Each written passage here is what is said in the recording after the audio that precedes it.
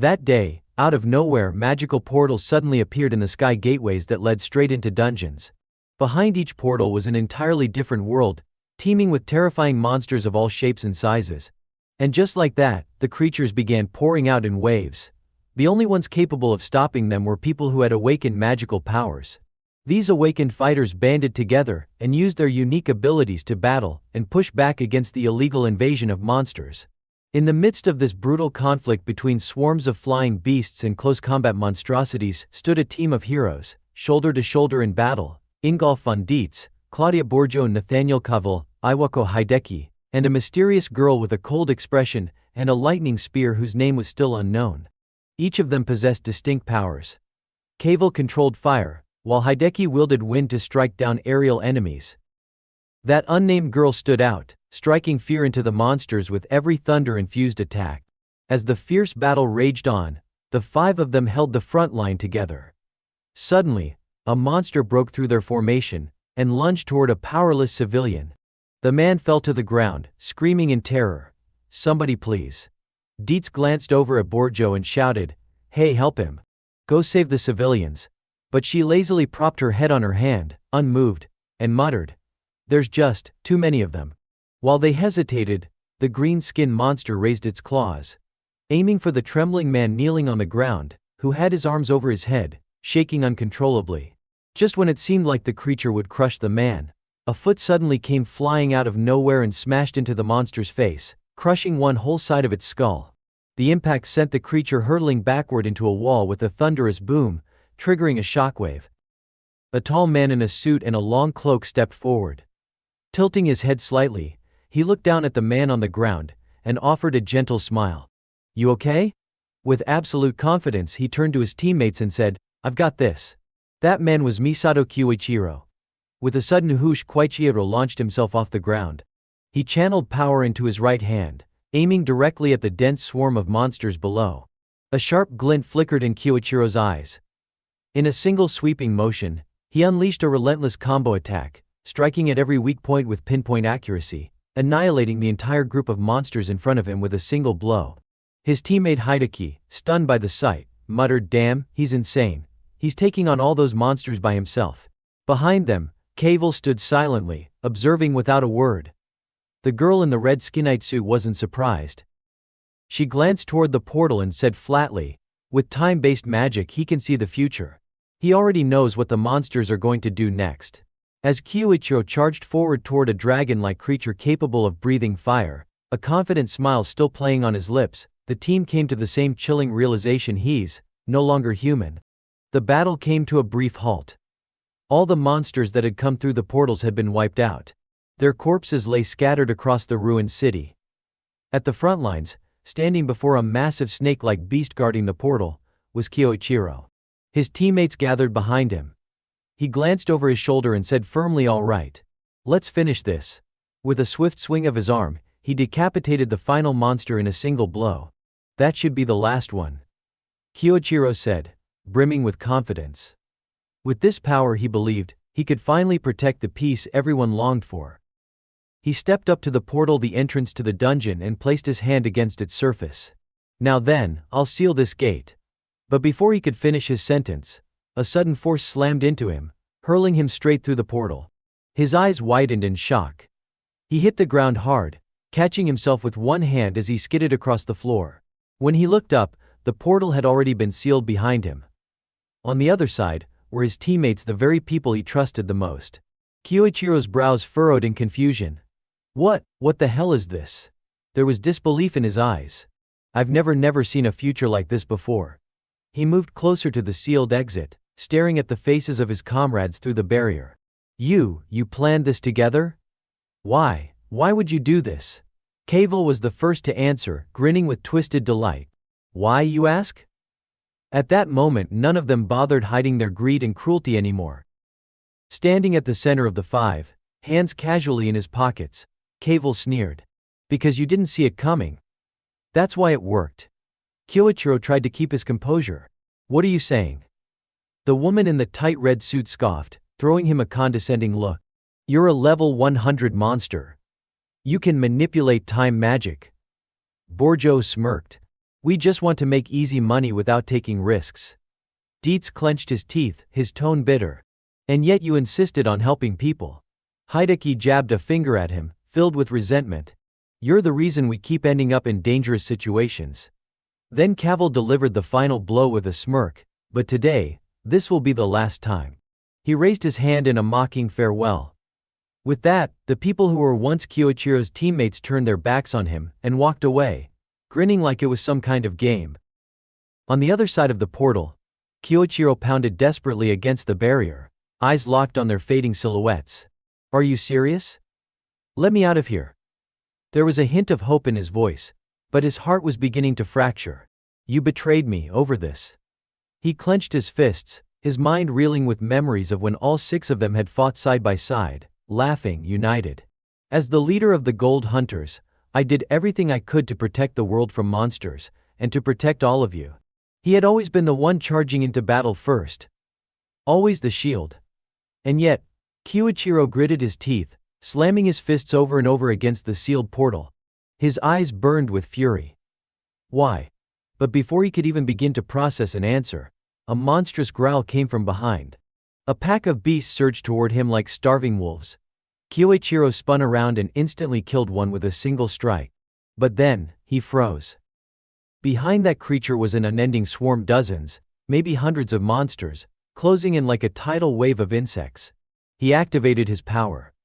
His eyes glowed, piercing into the future. There has to be a way out. I can survive this. My future is but what he saw shattered him completely. Death. Death beneath the claws of those monsters. That was his future.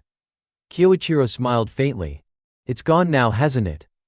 Alone, he faced an overwhelming horde of monsters charging at him with reckless abandon. Gritting his teeth, he poured every ounce of rage into his clenched fist. He leapt into the air, ready to slam down a powerful strike on the swarm below. But the creatures kept coming wave after wave, like ants pouring from a nest, never ending. After a grueling battle, Kyoichiro collapsed to his knees, his body battered and broken.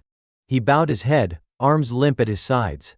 Blood streamed from his wounds, pooling beneath him into a growing crimson puddle. I couldn't change the future after all. He slowly lifted his head, eyes now cold as ice. Maybe I have no other choice left.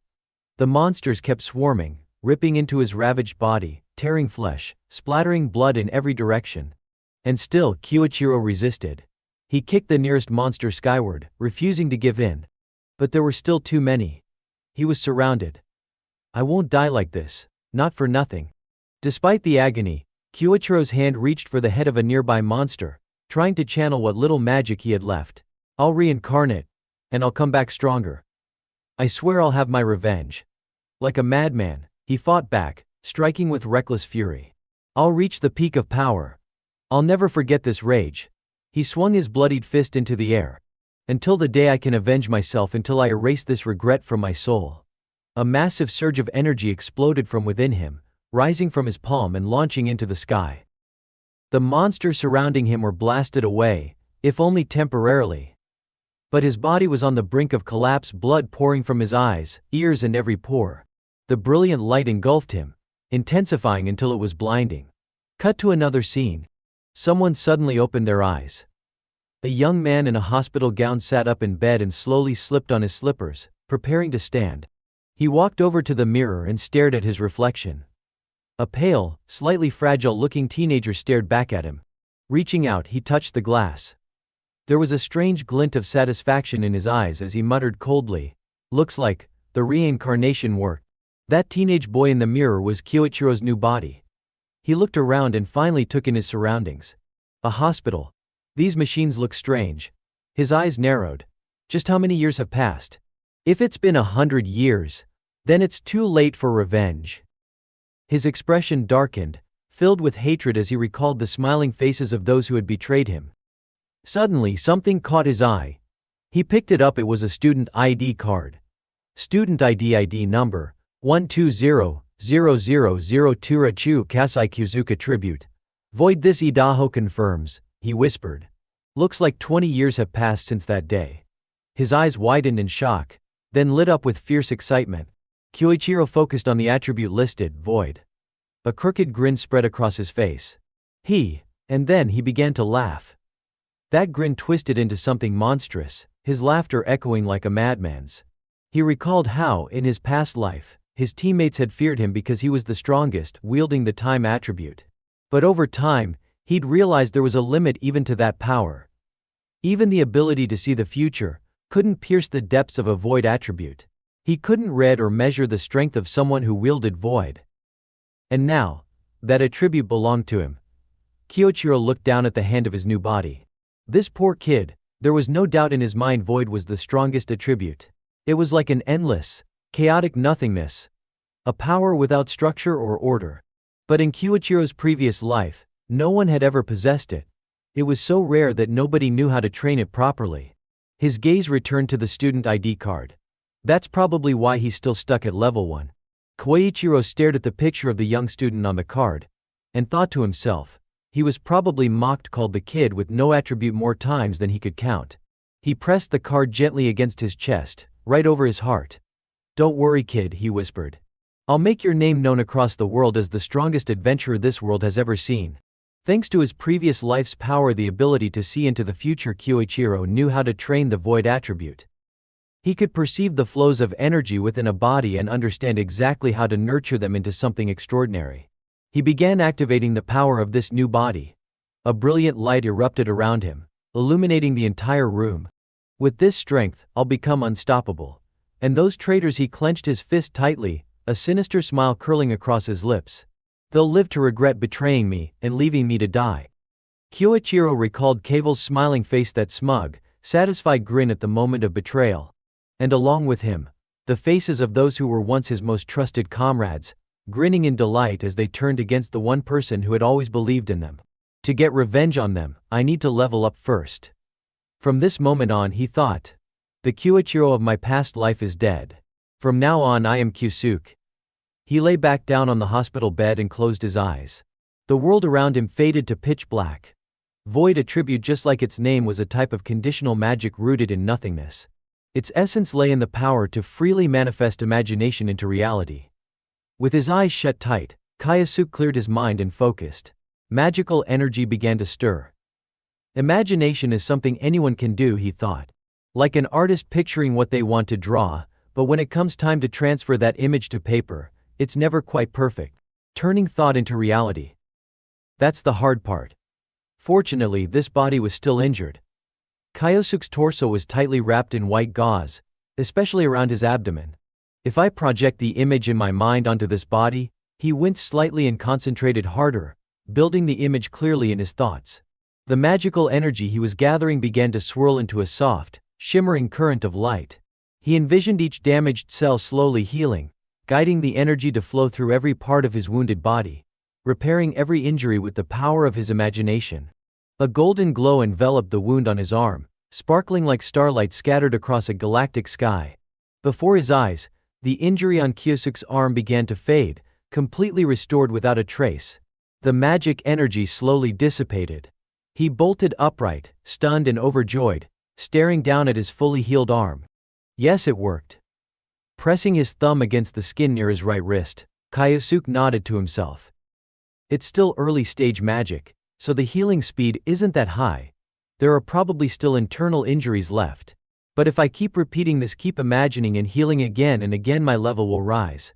My control over imagination will grow. And this void attribute, it was vast, limitless, composed of countless elemental threads woven together. With practice, he could expand the scope of what he could make real. That was what made it so powerful. With this, he could create and wield multiple types of magic on his own. Fire, water, earth, wind, lightning, he could master them all. And someday, the things I see in my mind will be indistinguishable from the real world. Not even magical barriers or mirrors will be able to hold me back. They'll shatter to make space for the void.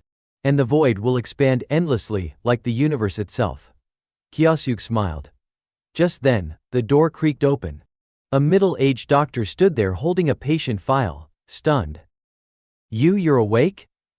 Kyosuke turned his head calmly toward the man. The doctor rushed over to check on him. Don't move too much. You were badly injured, after being attacked by a monster. Kyosuke lifted the blanket and lay back down in the bed. So that's what happened. That's the incident this boy experienced before I reincarnated into his body.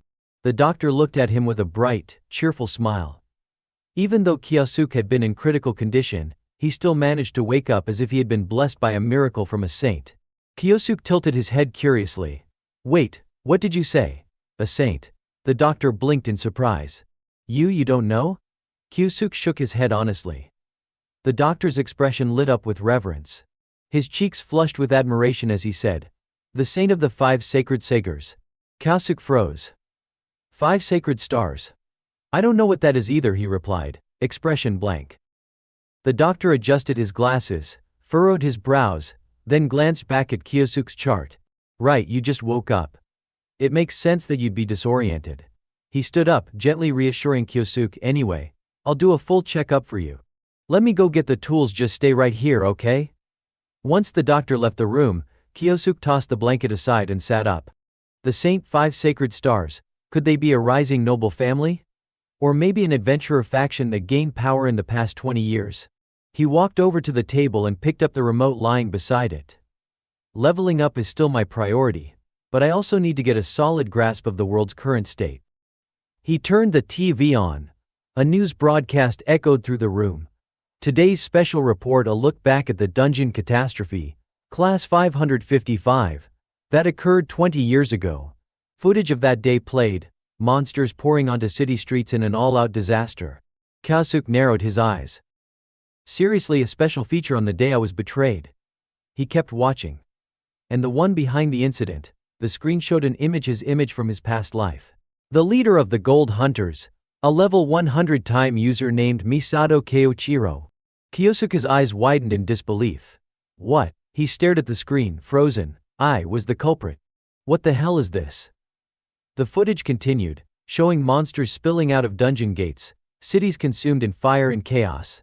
He predicted the disaster, the anchor reported, but kept it to himself, planning to use the chaos to take over the world.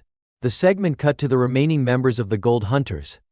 They stopped him, the voice declared, and became the legendary heroes known as the 5 Sacred Stars. On screen, Kyosuke saw their faces, his former teammates. The same 5 who had betrayed him. The report showed them defeating Misato Keiichiro in a fierce battle and sealing the dungeon afterward. This miraculous event is remembered to this day. The 5 Sacred Stars now lead the world in various domains. Kyosuke stood motionless in front of the screen, stunned. And later in this broadcast, we'll be joined by experts to discuss. Click. He turned off the TV. His reflection stared back at him on the blank screen. Kyosuke covered his mouth and began to laugh. It started quiet, but soon it twisted into manic laughter. His shoulders trembled with fury. Not only did they betray me, they smeared my name. They rewrote history. They sacrificed me. The image of his own bloodied face flashed through Kyosuke's mind, while they were showered with praise like celebrities, hailed as real heroes. They shamelessly took all the glory, basking in admiration from the entire world. Kyosuke's hand trembled with rage, still clutching the TV remote. I won't forgive them. I'll never forgive them. He clenched his teeth, jaw tight. His eyes were flooded with hatred. Every single one of them, I'll send them straight to hell. The hospital room fell silent. Kyosuke exhaled slowly, calming himself. He turned and walked toward the bedside table. But I need to be careful, I can't let them notice me too soon. He gently set the remote down. Then he reached for the phone on the table. Right, the teenager stared at the phone screen. Let's see what school this kid was attending. His lips curled into a smirk. The screen lit up. Just as I thought. Principal of Tokugo Adventurer Training Academy, Iwako Hideki. One of the 5 Sacred Stars. Kyosuke gripped the phone tightly. Even just waking up, I already know where I've landed. That's some good luck. He sat back down on the edge of the bed, resting his chin on his hand and thought. But Iwako's a cautious one. He doesn't show weakness easily. His eyes drifted to the student ID card on the nightstand. It displayed his current identity and level. The level gap between us is still enormous. I can't beat him like this. Kyosuke dropped back onto the bed. He opened his palm, staring hard at it. There's nothing I can do at level 1. But I'll keep leveling up, and then I'll find him. He clenched his hand into a fist, eyes filled with resolve. Just wait, Iwako. You're first on my list. A few weeks later, sunlight streamed into the hospital room. Kyosuke stood in front of the mirror, twisting his torso, warming up his body. Perfect, he muttered. I can move without any issues now. He slipped on his jacket. Behind him, the doctor stared in disbelief. No way. You've fully recovered in just a few weeks. The man smiled with awe, thinking about the one he revered most. Could this truly be the saint's blessing? Kyosuke stood with his back turned, adjusting his tie in the mirror. His voice was cold. It wasn't that, he said flatly. Doctor, everything was thanks to my own power. Without another word, Kyosuke walked out of the room. He raised a hand casually. Thanks for taking care of me. The doctor called after him. Ah yes, of course. Take care out there. Outside the hospital, beneath a clear blue sky, Kyosuke stood tall. All right, I've got the basics covered. He slipped his ID card into his pocket. This level will do for now. Time to warm up and hit the dungeon. A confident smile spread across his face. Sounds like a plan. Kyosuke recalled a conversation he'd had with the doctor back when he was still in the hospital. The man had sighed as he explained the background of his body. I remember what the doctor said. Apparently, Kyosuke's entire family died in an accident. Now, with both hands tucked into the pockets of his coat, Kyosuke walked alone along a wide city street. He spoke softly to the soul of the boy whose body he now inhabited. I do feel sorry for you, Kyosuke. Then he closed his eyes, thinking calmly. But for me, this worked out perfectly. It means I can do whatever I want now. He took another step forward. Just across the street ahead of him was a large gate. Curious, he pulled out his phone and checked the map. So this is the place, huh? After scanning the area and taking in the details, Kyosuke pulled up his hood and adjusted the scarf covering his face. His eyes sharpened with determination. If I want to level up and grow stronger, this is where I start. He walked up to the gate security station and placed a card on the desk. But just as he did, the guard reached out, grabbed his wrist, and barked, "Hey kid." Kyosuke yanked his hand back, shooting the man a cold glare. What is it? The guard froze for a second under that icy stare. You're only level 27. He glanced at the idea, stunned. This area is restricted. Only adventurers who are level 30 or higher are allowed to form a party and enter. You're seriously thinking about going in alone? That's suicide. The man had reacted quickly out of genuine concern for Kyosuke's safety, but even as he tried to explain, he reached out again to hold Kyosuke back. Kyosuke remained completely calm. I get what you're saying. That may be true for most people. With that, he sharply brushed the man's hand aside. Then he raised his card up to eye level, letting the guard see it clearly. I'm a student at Tokigo Adventurer Training Academy, Kyosuke said flatly. As long as I sign the waiver, everything checks out, doesn't it? He had come fully prepared. I looked into this back when I was still in the hospital. He stared confidently at the guard.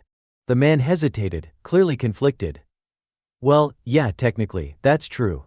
But before the discussion could go any further, a voice rang out from behind Kyosuke. Alright, that's enough. Kyosuke's eyes widened.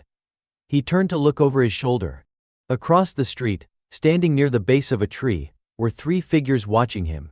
One of them leaned against the tree and spoke with a cocky grin. Guys, just trying to help you. No need to act all tough. A second, with messy orange hair, laughed casually. They're just worried about you, newbie. The third gave Kyosuke a mocking stare. You're just a rookie, right? Best learn your place. Kyosuke didn't respond. He gave them a single glance, cold and unreadable. Then, without wasting another breath, he turned back to the security guard. I just need to sign here, right? Kyosuke pointed at the tablet screen on the desk. His voice remained calm, focused. He wasn't here to make a scene. He was here to level up. Without waiting for a reply, Kyosuke picked up the pen and confidently signed his name beneath the words "I agree" glowing on the screen. The security guard still tried to stop him. Wait. But Kyosuke didn't care.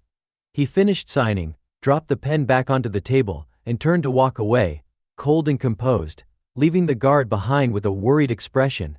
Well, guess it's official now. He headed toward the gate alone. As he walked off, he casually raised a hand in the air, waving without turning back. Anyway, thanks for your concern.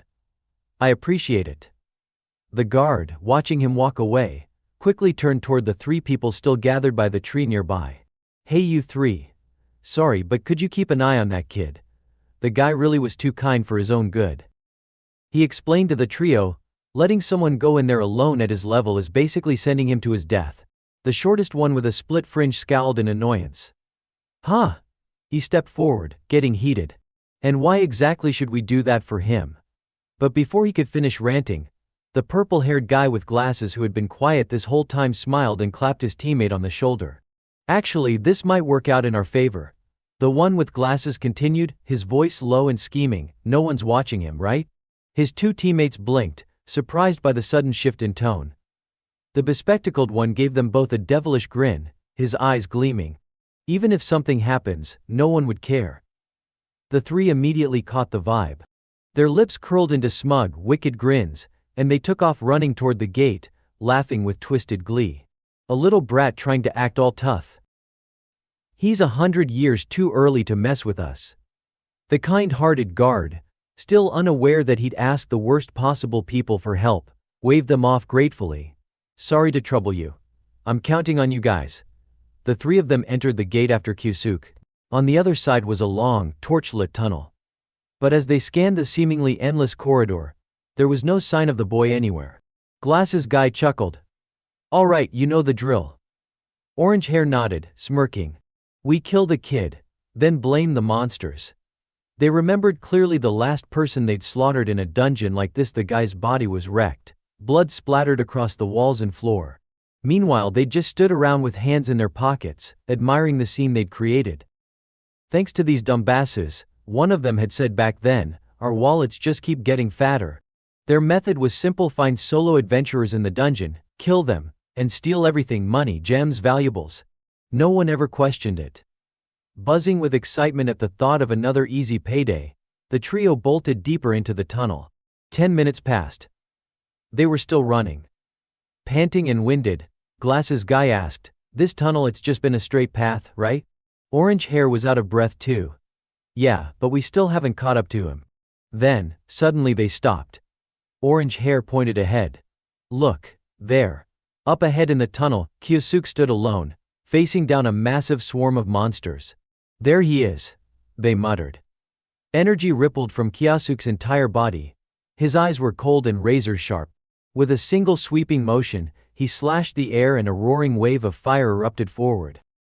Then, raising his right hand to head level, Kyosuke summoned another spell, this time a spinning vortex, forming in his palm like a miniature tornado.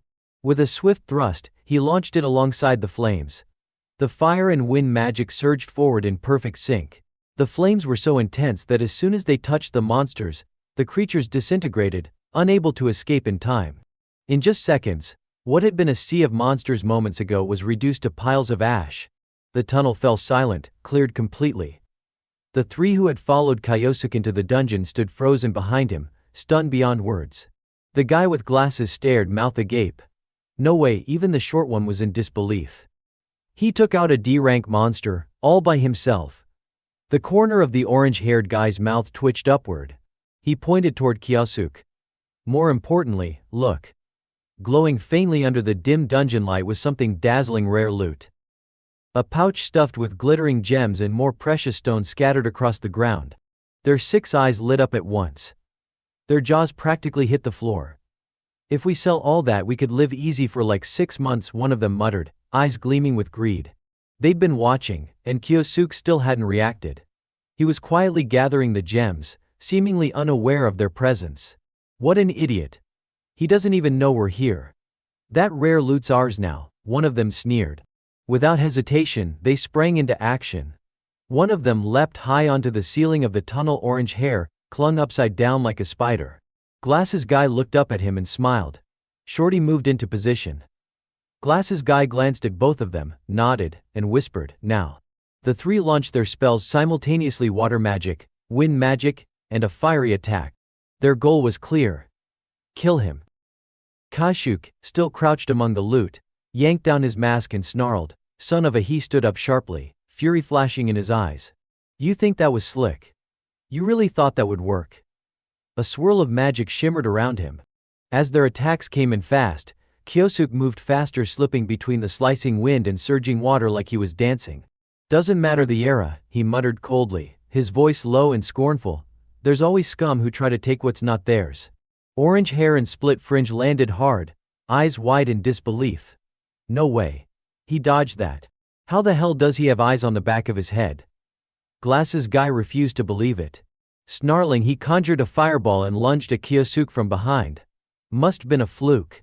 Die already. But Kyosuke didn't dodge. He turned around, focus sharp, fist clenched tight.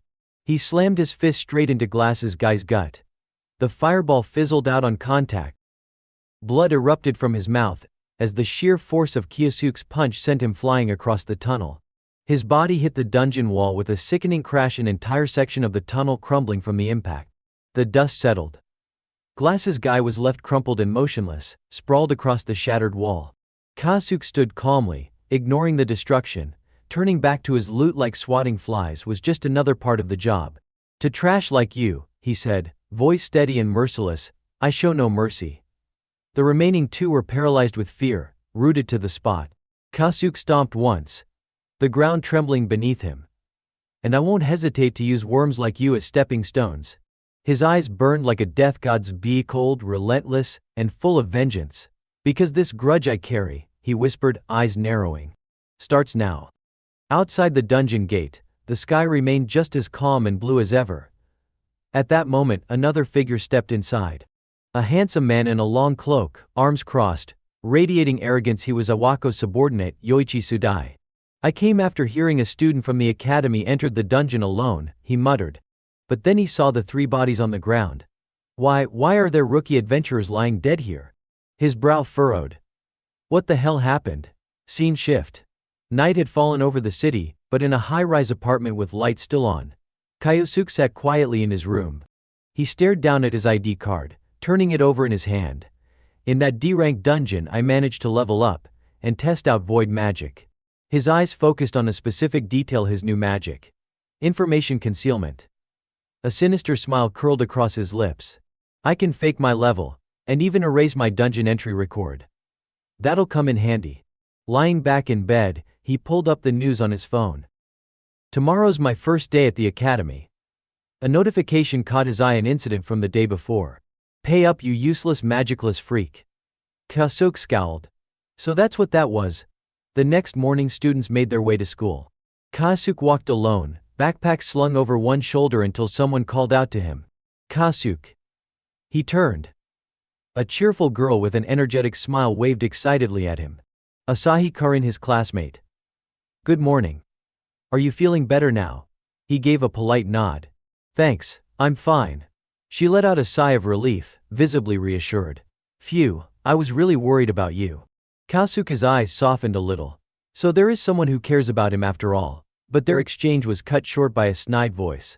Well. Look who's back, the magicless loser who barely survived. Kyosuke turned to see three guys approaching, one with red hair, one green, and one blue, all smirking with disdain. I had to protect your weak little level 1 ass, the ringleader sneered. Don't you think I deserve some sort of reward for that? He leaned in arrogantly. You brought it, right? I'm a bit short on cash, you know. Kyosuke immediately recalled the message from the night before. So it really was them. Karin quickly stepped in front of Kyosuke, her expression firm despite the slight tremble in her hands. Stop it. Kyosuke just got out of the hospital. Her courage surprised him. He noticed the way her hand tightly gripped the strap of her bag, trembling slightly. He gently stepped forward, placing himself between her and the bullies. Thanks, he said quietly. But I've got this. The two guys behind the leader burst out laughing. Dude, do you hear that? The little zero attribute shrimp's acting tough. The red-haired leader cracked his knuckles, looking down on Kyosuke. Let me remind you of something. You're a worthless nobody. You can't even use magic. Kyosuke looked straight into his eyes. You're the ones who need to be reminded of your place. The laughter stopped. Their smirks faded as confusion crept into their faces. Huh? Kyosuke, standing tall in front of the same bastards who used to torment the old Kyosuke, whispered inwardly, unlike scum like you, rest easy, kid. I'll make your name echo across the world as the strongest adventurer alive. Kyosuke raised his hand. I'm someone who keeps his promises. His calm confidence made the red-haired bully snap. Furious, the guy conjured a fireball above his head and screamed. What the hell are you even talking about? Karen's eyes widened in panic. You can't. Using magic outside the dungeon is against school rules. But the bully didn't care. Shut up. That trash with no attribute is the one who's wrong. He dared to stand up to me. He hurled the fireball straight at Kyosuke. But Kyosuke didn't flinch.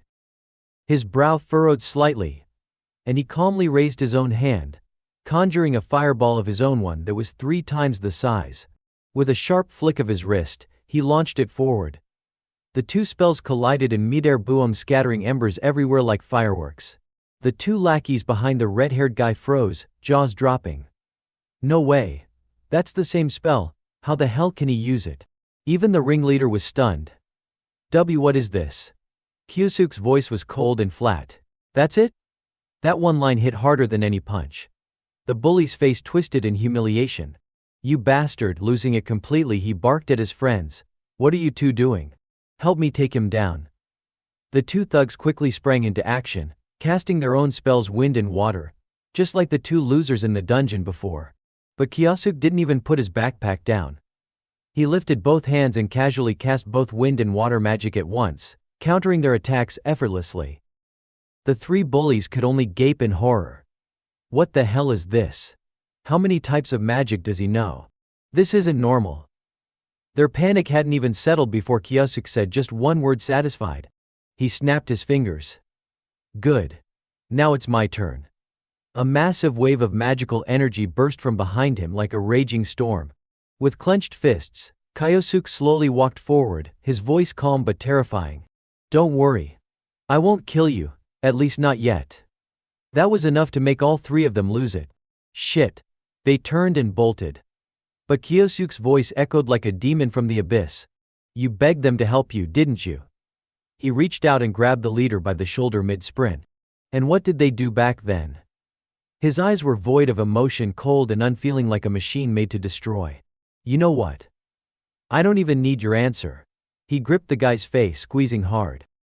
Sweat poured down the bully's face as he struggled to pry Kyosuke's hand off, but it wouldn't budge. You scum always say the same thing, Kyosuke said coldly. The guy had tears in his eyes now.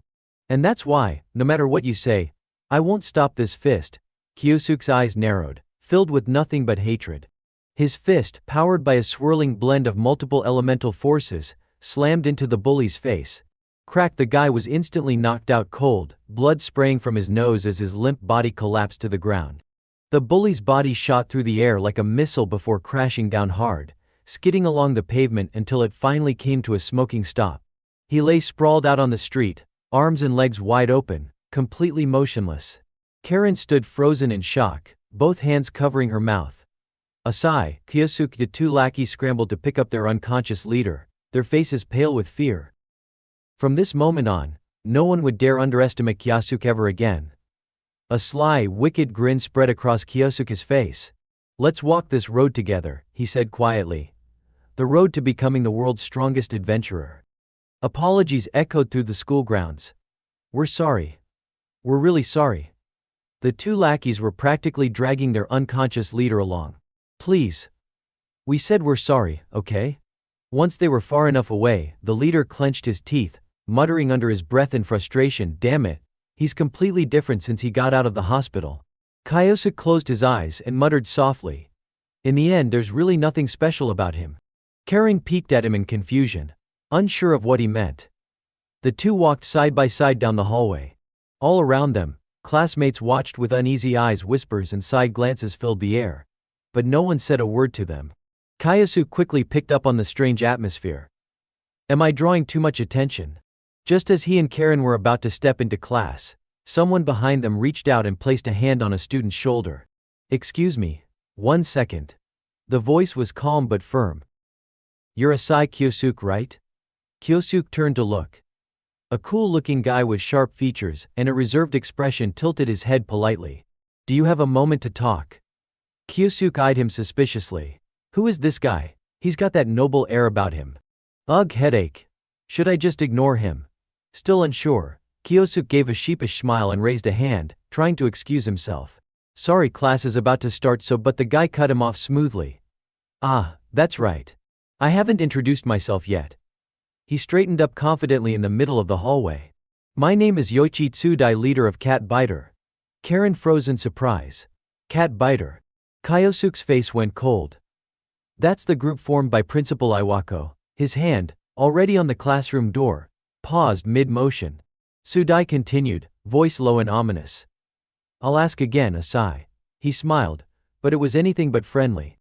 Would you mind giving me just a moment of your time? Kyosuke stayed silent.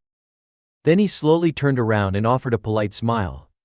Well, I guess I don't have much of a choice, do I? Scene shift, an empty classroom. Tsudai leaned against the teacher's desk, tone serious. I'll get straight to the point. Were you the one who took out those adventurers found in the D-rank dungeon last night? Kyosuke stared at him blankly, feigning ignorance. I don't know what you're talking about. But inside his mind was racing. That info should been classified. How does he know? His eyes sharpened as he looked at Tsudai. Tsudai kept going unfazed. I was informed that a student had entered the dungeon alone.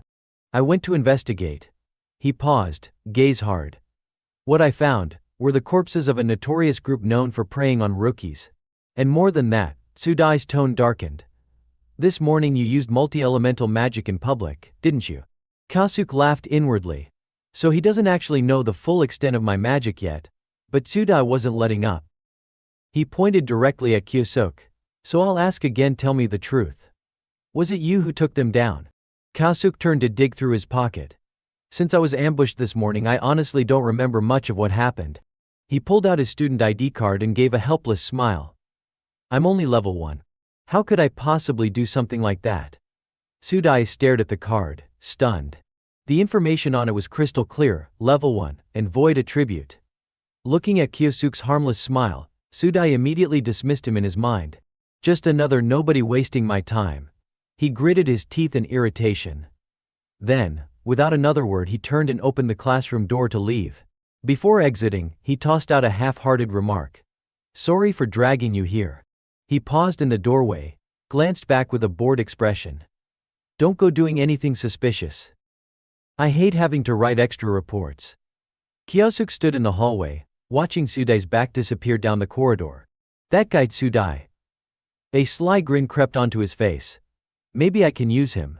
He's close to Iwako, and I can approach him without raising suspicion. If I play this right, could I turn him into one of my pawns? Kyosuke's grin widened. Actually, isn't this the perfect time to test out that spell? Scene shift, a sleek, luxurious office.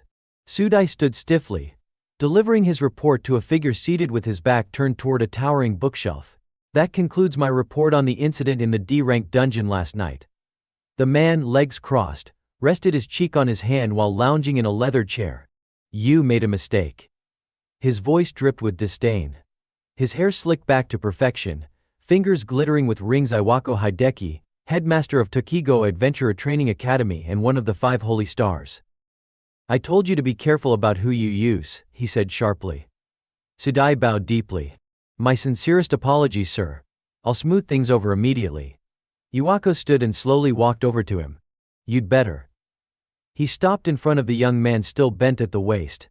If word gets out that you were linked to rookie hunting, I'll take heat for it too. He grabbed Tsudai's chin and forced him to look up, his face close and twisted like a devil's mask. Don't forget that. One slip, and I'll have you kicked out myself. I understand, Headmaster Iwako. Tsudai shouted, bowing even lower. But where Iwako couldn't see, Tsudai clenched his teeth in silent fury. Damn it, why am I the one cleaning up this mess?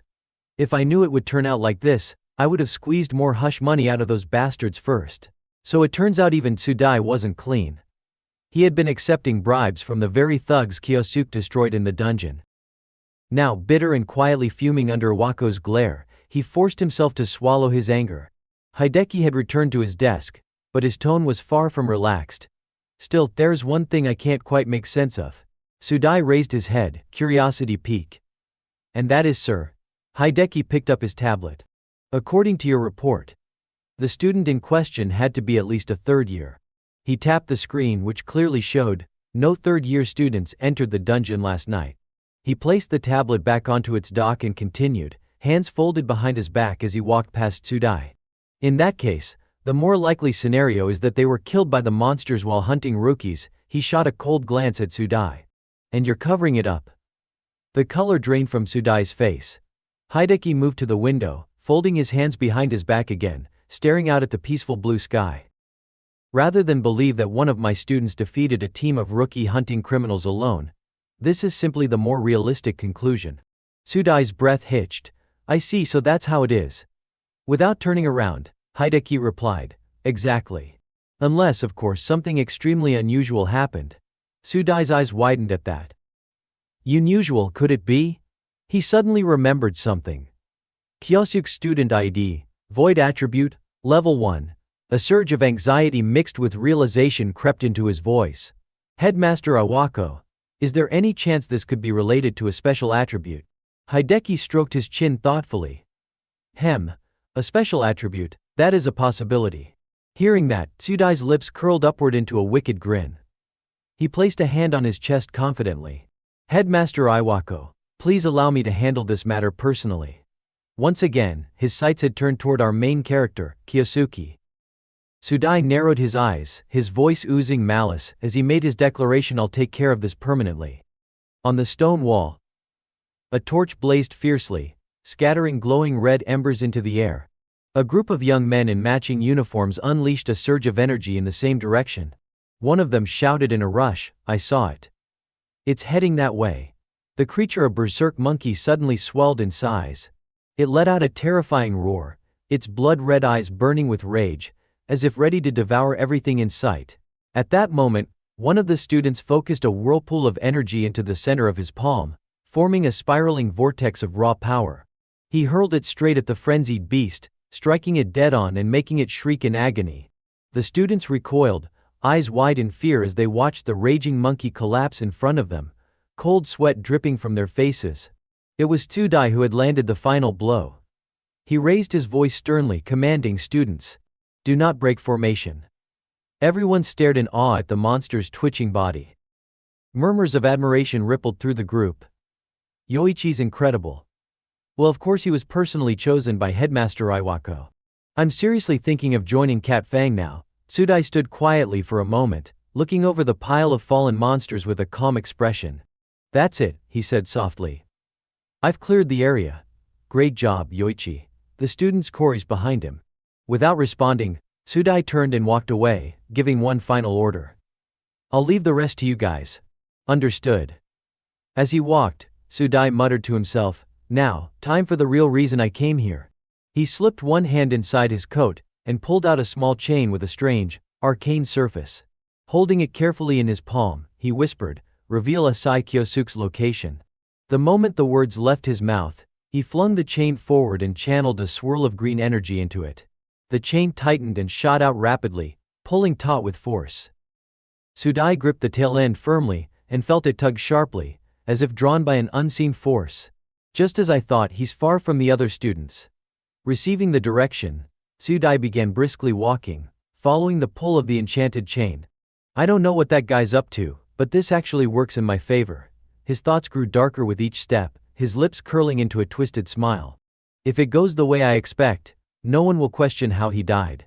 Just a tragic accident, I just happened to find Asai by chance. Stuff like that happens all the time in dungeons, he reasoned, grinning slyly to himself. Something then flashed through his mind. He paused, deep in thought.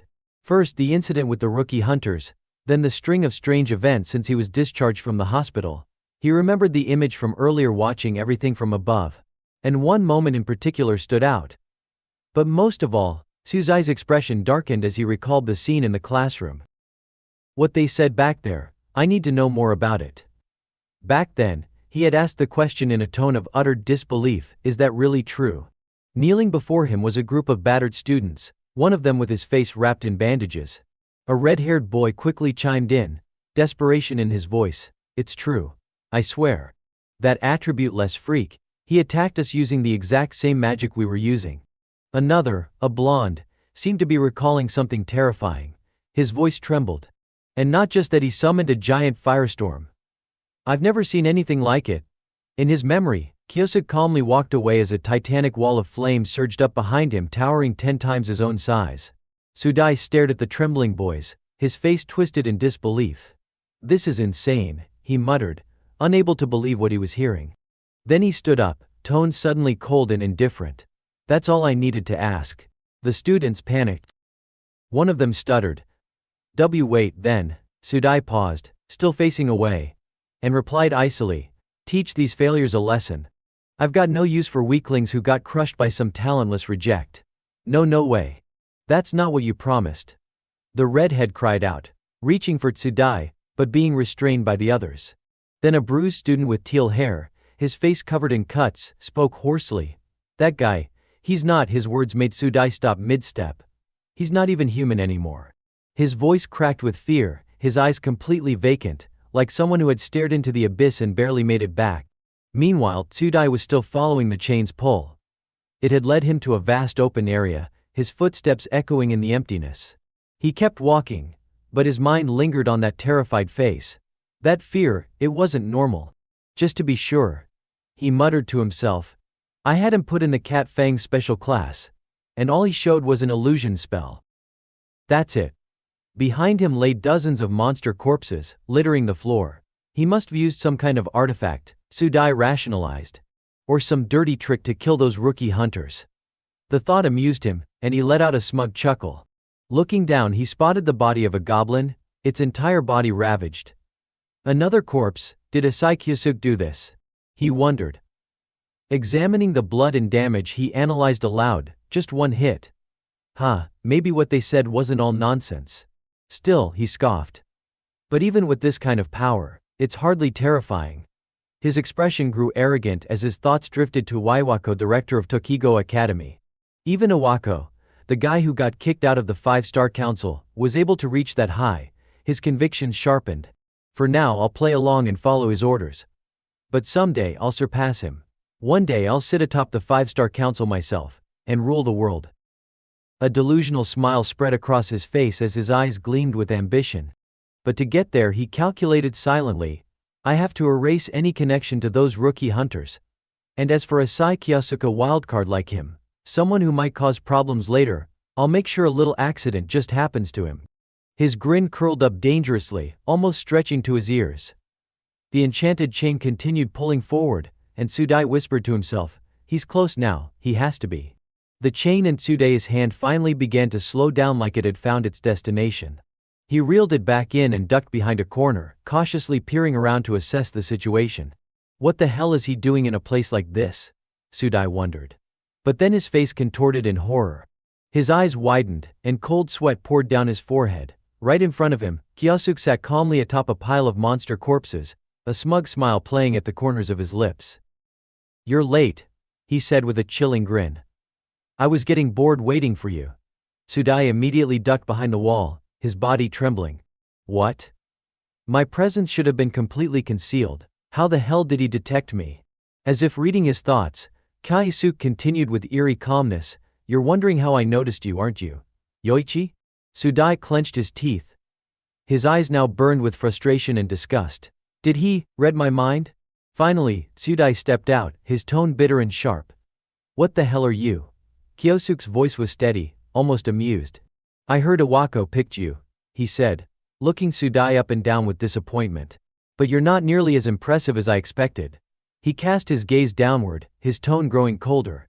The way you hunt down rookies and bleed them for cash, it's just like that coward Iwako. Rage flashed across Tsudai's face. What? How do you know about that? Kyusuk leapt down from the corpse pile. His voice was slow and deliberate. Yoichi, tell me, do you enjoy tormenting others? Light from above cast long shadows behind him, giving his figure an overwhelming presence. But you've never felt what it's like to be hunted yourself, have you? Kyusuk's eyes burned with intensity. So now, I'll teach you what that feels like. There was no mercy in his expression, only cold calculation, and the faint thrill of revenge. With this magic, I'll make you pay for what you did to me. His face hardened into something that looked all too eager for blood, for justice, or maybe just for balance.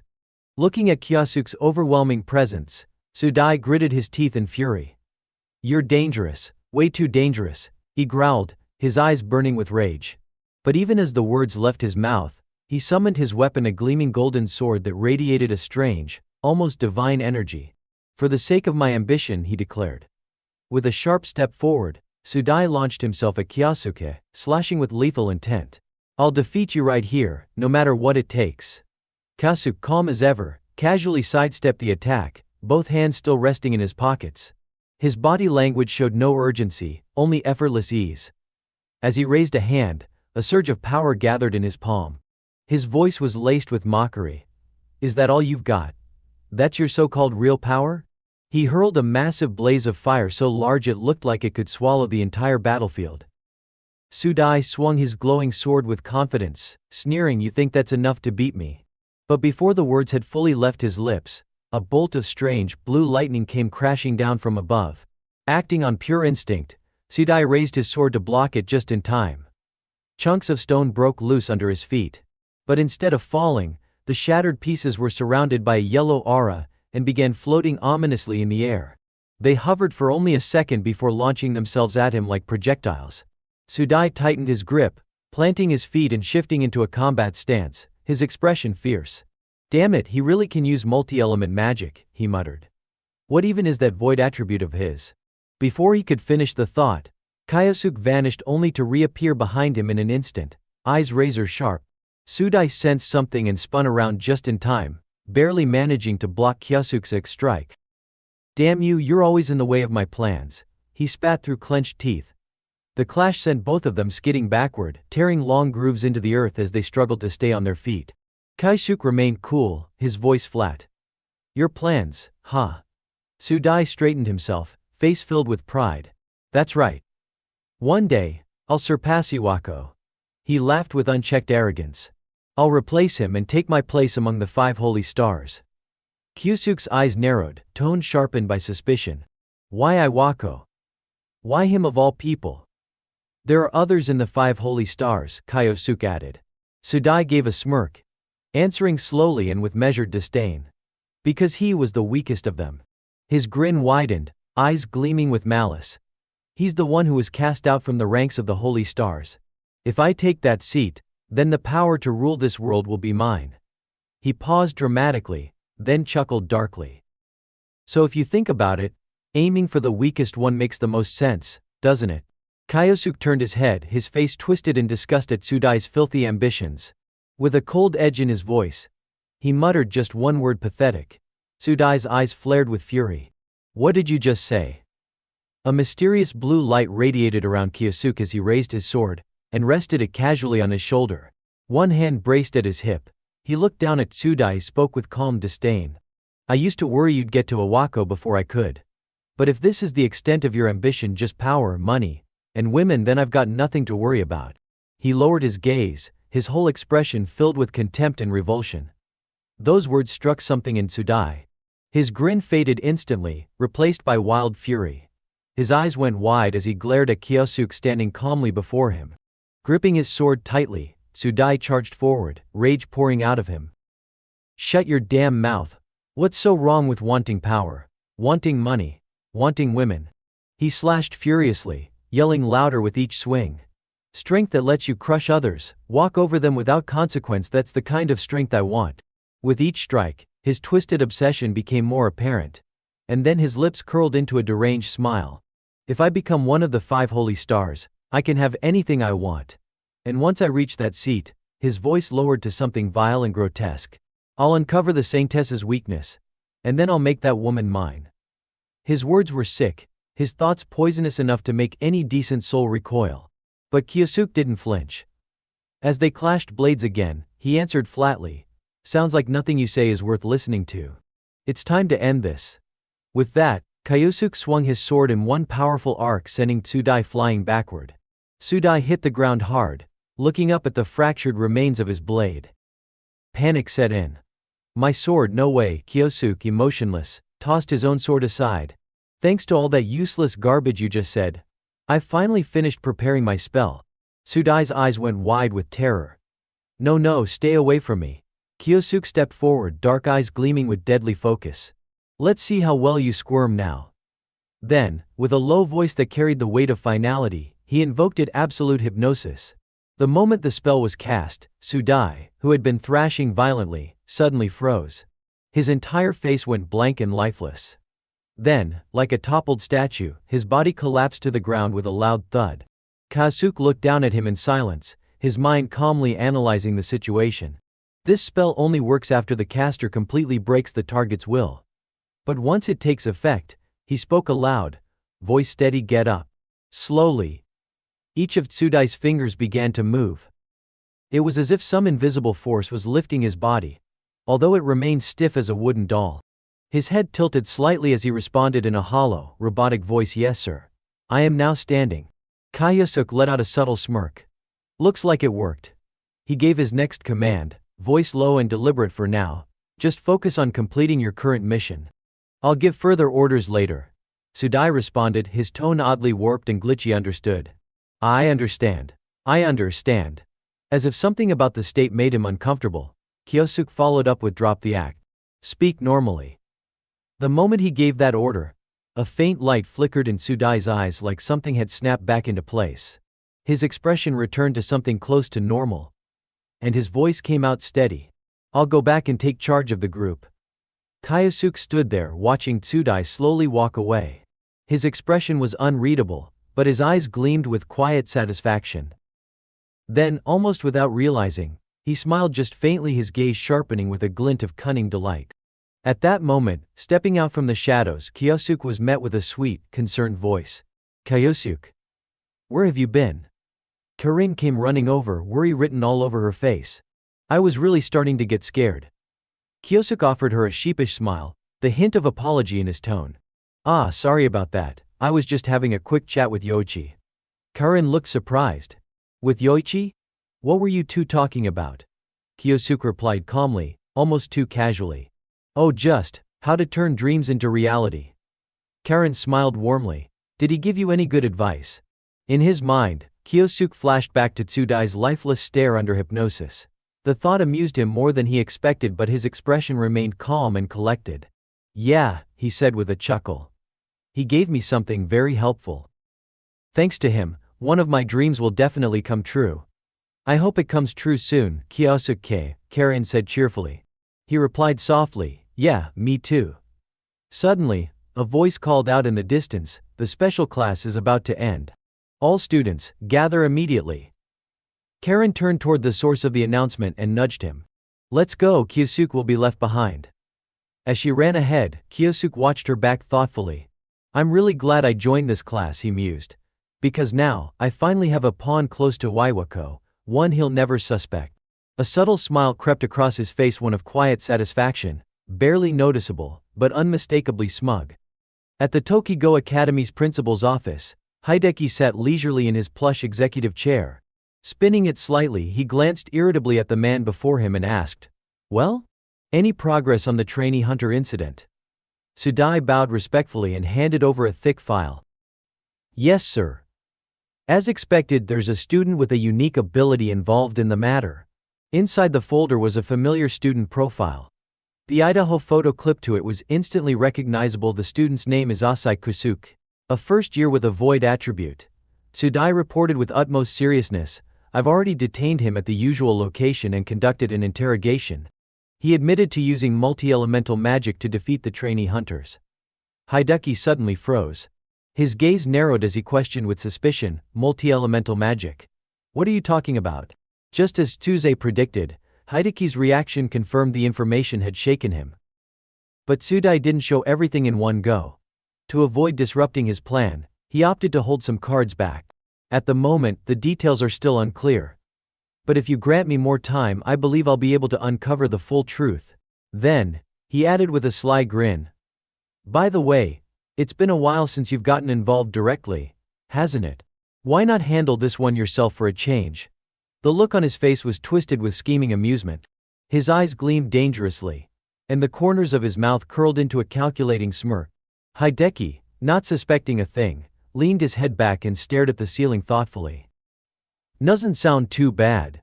Cracking his fingers one by one with loud snaps, his eyes lit up not with concern, but with boredom masked as eagerness. It's been far too long since I last tortured someone. I'll make sure he pays dearly for everything he's done to me and to you. Without missing a beat, Tsudai responded, then shall we? But just as he was speaking, the shrill ring of a desk phone interrupted them. Hideki frowned and glanced at the phone, annoyed. Tech, who the hell's calling at this hour? Waving his hand toward Sudai, he gestured for him to leave. "I'll be along shortly." "Yes, sir. Then I'll see you later." Sudai bowed again, and took his leave. Hideki picked up the phone and answered bluntly, "Iwako speaking." A sharp-tongued female voice rang through the receiver. "Oh, isn't it the great principal himself? Thank you so much for choosing our company in yesterday's bidding process." The moment he heard her voice, Hideki instantly knew who it was. His face twisted with irritation. Cut the act. On the other end was a strikingly beautiful woman, fashionably styled with a sharp bob cut and an aura of sheer opulence. She smiled, obviously toying with him. "Oh? Not falling for my charm today. After all," she added with a chuckle, "we are partners in siphoning off the government grant money, aren't we?" This was none other than Lei Ruwaxi, the CEO of Lei Company and one of the members of the Holy Pentad. Leaning back into his chair, Hideki responded coolly, "You haven't changed a bit, have you?" "I don't have time for games." He was already preparing to deal with Kyosuke personally, so he brushed her off. "Sorry, but I'm busy. Let's talk some other time." But Ruwaxi responded with cutting sarcasm. "What could possibly keep you, the all-powerful principal who runs the academy and pockets half the budget, so busy?"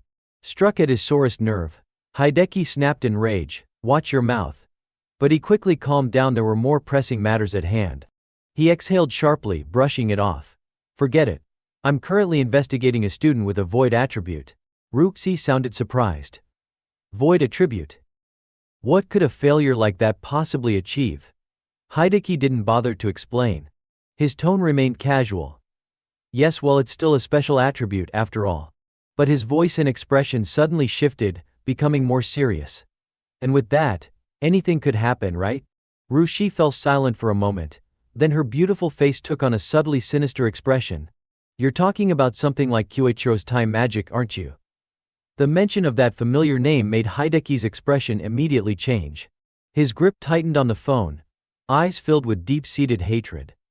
"Don't mention that name," he shouted into the receiver. "It makes me sick." Ruwaxi had to pull the phone away to protect her ears. She chuckled lightly. "Still as hot-headed as ever, huh?"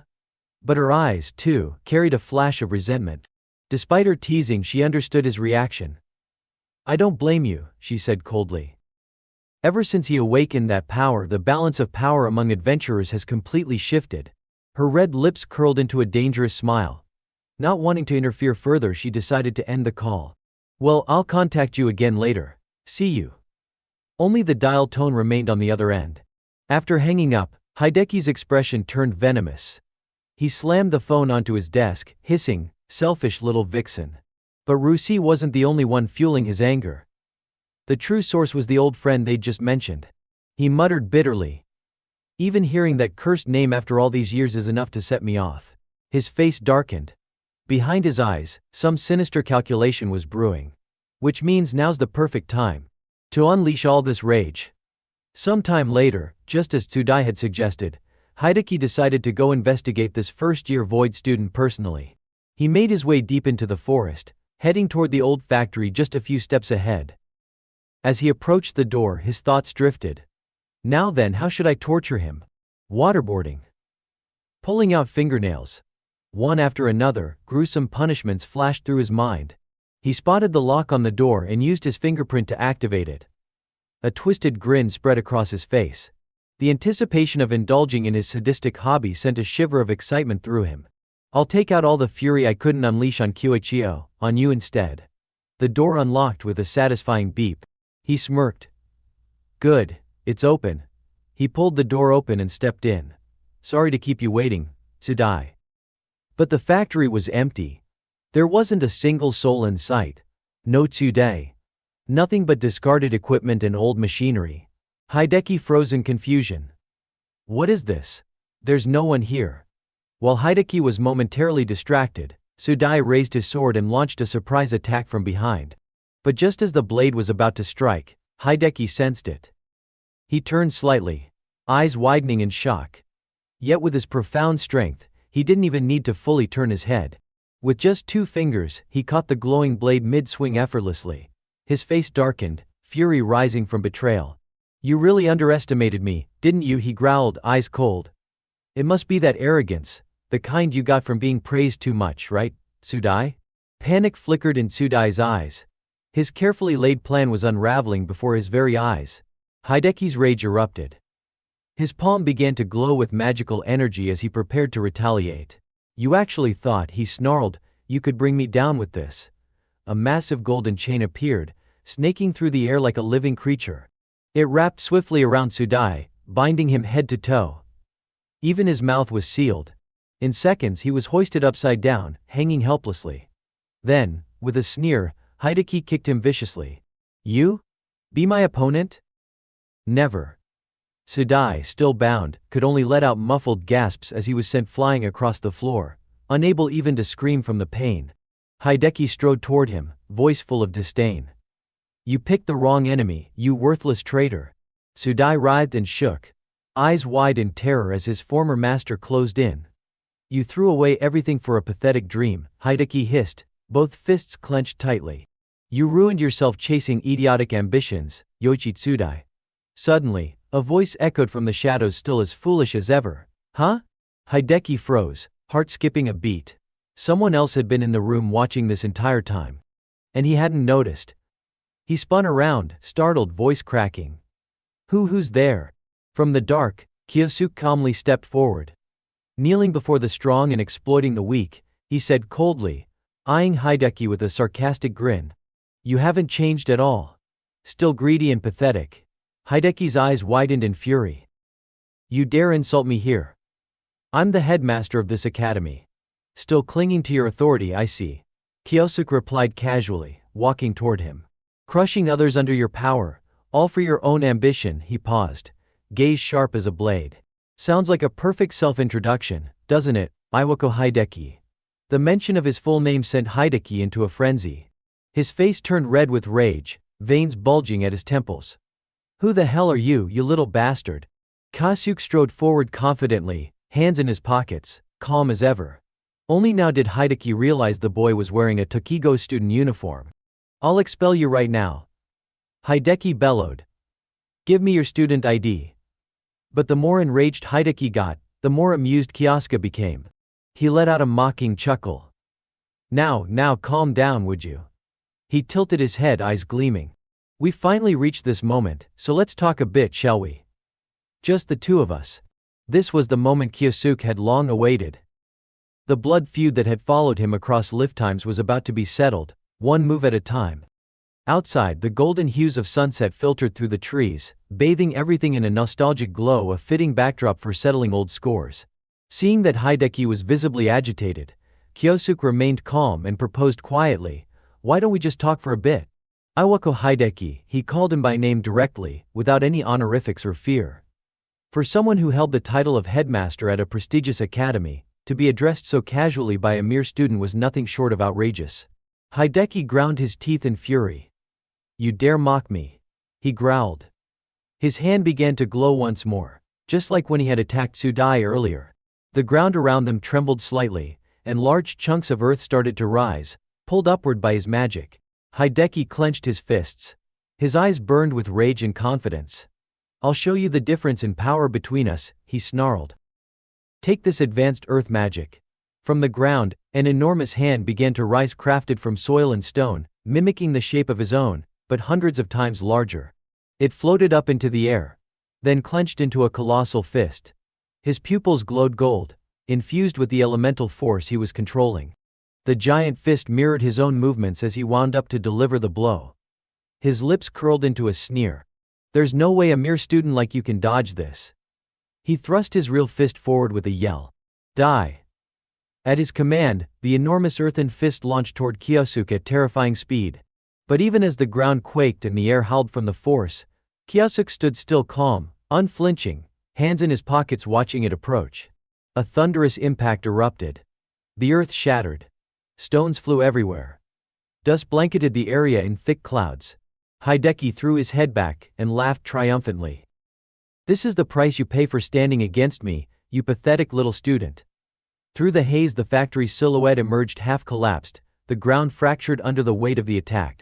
No sign of Kyosuke remained in sight. With that level of power, no ordinary student could have survived intact, let alone unscathed. Hideki chuckled with pride. Oops, maybe I overdid it, guess I'll need to find a new place to torture him. He shrugged. I still don't even know who you are, but I suppose I'll stick around long enough to watch you die. The earlier explosion had covered his face in dirt, so he reached into his inner pocket to grab a handkerchief. As he wiped the mud from his face, he leisurely made his way toward the wreckage of the factory, muttering in annoyance. What a damn nuisance, but then, he stopped. His eyes widened in disbelief. As the dust finally settled, a single figure stood at the exact spot where the massive blow had landed completely untouched, as if nothing had ever happened. Kyosuke remained at the center of the destruction, completely unharmed. What? Hideki gasped. Kyosuke began walking toward him, step by step. Though Kyosuke had initially suggested a peaceful conversation, it was Hideki who had struck first without hesitation. Now, with his brows furrowed and his tone calm but stern, Kyosuke asked, I said I just wanted to talk, didn't I? Not a scratch. Not a speck of dust. His uniform remained immaculate. The sight alone sent Hideki reeling. What? You're completely unharmed. Even after taking a direct hit from my advanced spell. No student, no one has ever survived that. He pointed at Kyosuke, his voice rising in disbelief and fury. What the hell are you? Tell me your name now. Kyosuke smiled at the question, rubbing his chin in a taunting manner. Who am I? He echoed. You still don't know who I am. His face darkened slightly, eyes narrowing as he turned the question around. Naturally, the concept of reincarnation was beyond what Hideki would ever consider possible. The headmaster scoffed, irritation flaring. What the hell are you talking about? I don't know any bastard like you. Quit playing games, tell me your name. Kyosuke scratched the back of his neck and let out a small, sly grin. I'm honestly pretty hurt. Ikawo, he said softly. Could it be that you've really forgotten me? That tone. The phrasing, everything about it mirrored someone from Hideki's past, someone who had once spoken to him the exact same way. His face went pale as a ghost. His jaw trembled. No, it can't be, he stammered. His knees weakened. He turned his face away, unwilling to accept the truth unraveling in front of him. No, impossible, he muttered, holding his head, eyes wide with denial. That man, he was. But then, his eyes lit up, as if a revelation had struck him. The fear on his face twisted into scornful rage. You bastard, he growled. Enough with the cheap act. You must watch the old news reports or read some file, right? His gaze burned with disdain as he pointed a trembling finger at Kyosuke. That man Misato Kiyoichiro. He raised his hand, summoning a brilliant turquoise magic. He's dead. Hideki roared. A swirling storm formed around him, whipping up stones and earth into a raging cyclone. The fury in his voice cracked the air like thunder. Kyosuke closed his eyes, taking a calm breath as he looked at his former friend. You've always been like this, he said quietly, stepping forward through the dust. You only believe what's convenient for you and ignore what you don't want to face. Hideki could no longer hide his fear. His heart pounded with panic, though he tried to mask it behind aggression. Shut up, he shouted. Take one more step and I'll destroy you right here. But Kyosuke only smirked. I see now, he began to channel magic, a golden orb slowly forming in his palm as he spoke, its light gradually growing, but Hideki was too distracted by his own fury to notice. You let yourself be swayed by the sweet lies of those around you, Kyosuke accused, his voice firm and steady. And because of that you betrayed me, Misato Kiyoichiro, didn't you? His gaze pierced Hideki like a blade, so sharp and unwavering that it cut straight to the man's core. Kyosuke's deepest wound wasn't inflicted by some outsider. It was this, his closest friend's betrayal. Shut your damn mouth. Hideki screamed, his voice cracking. With rage boiling over, he hurled a devastating spell toward Kyosuke. But Kyosuke had been ready for this moment. His eyes gleamed with golden intensity. He lifted his arm, energy swirling around it, and cast his spell. A blinding beam of golden light shot forward, slicing clean through Hideki's turquoise blast. The two spells collided in midair, but Kyosuke's magic overwhelmed his opponents effortlessly. Hideki stared, stunned, as his spell disintegrated, scattered like dust by Kyosuke's attack.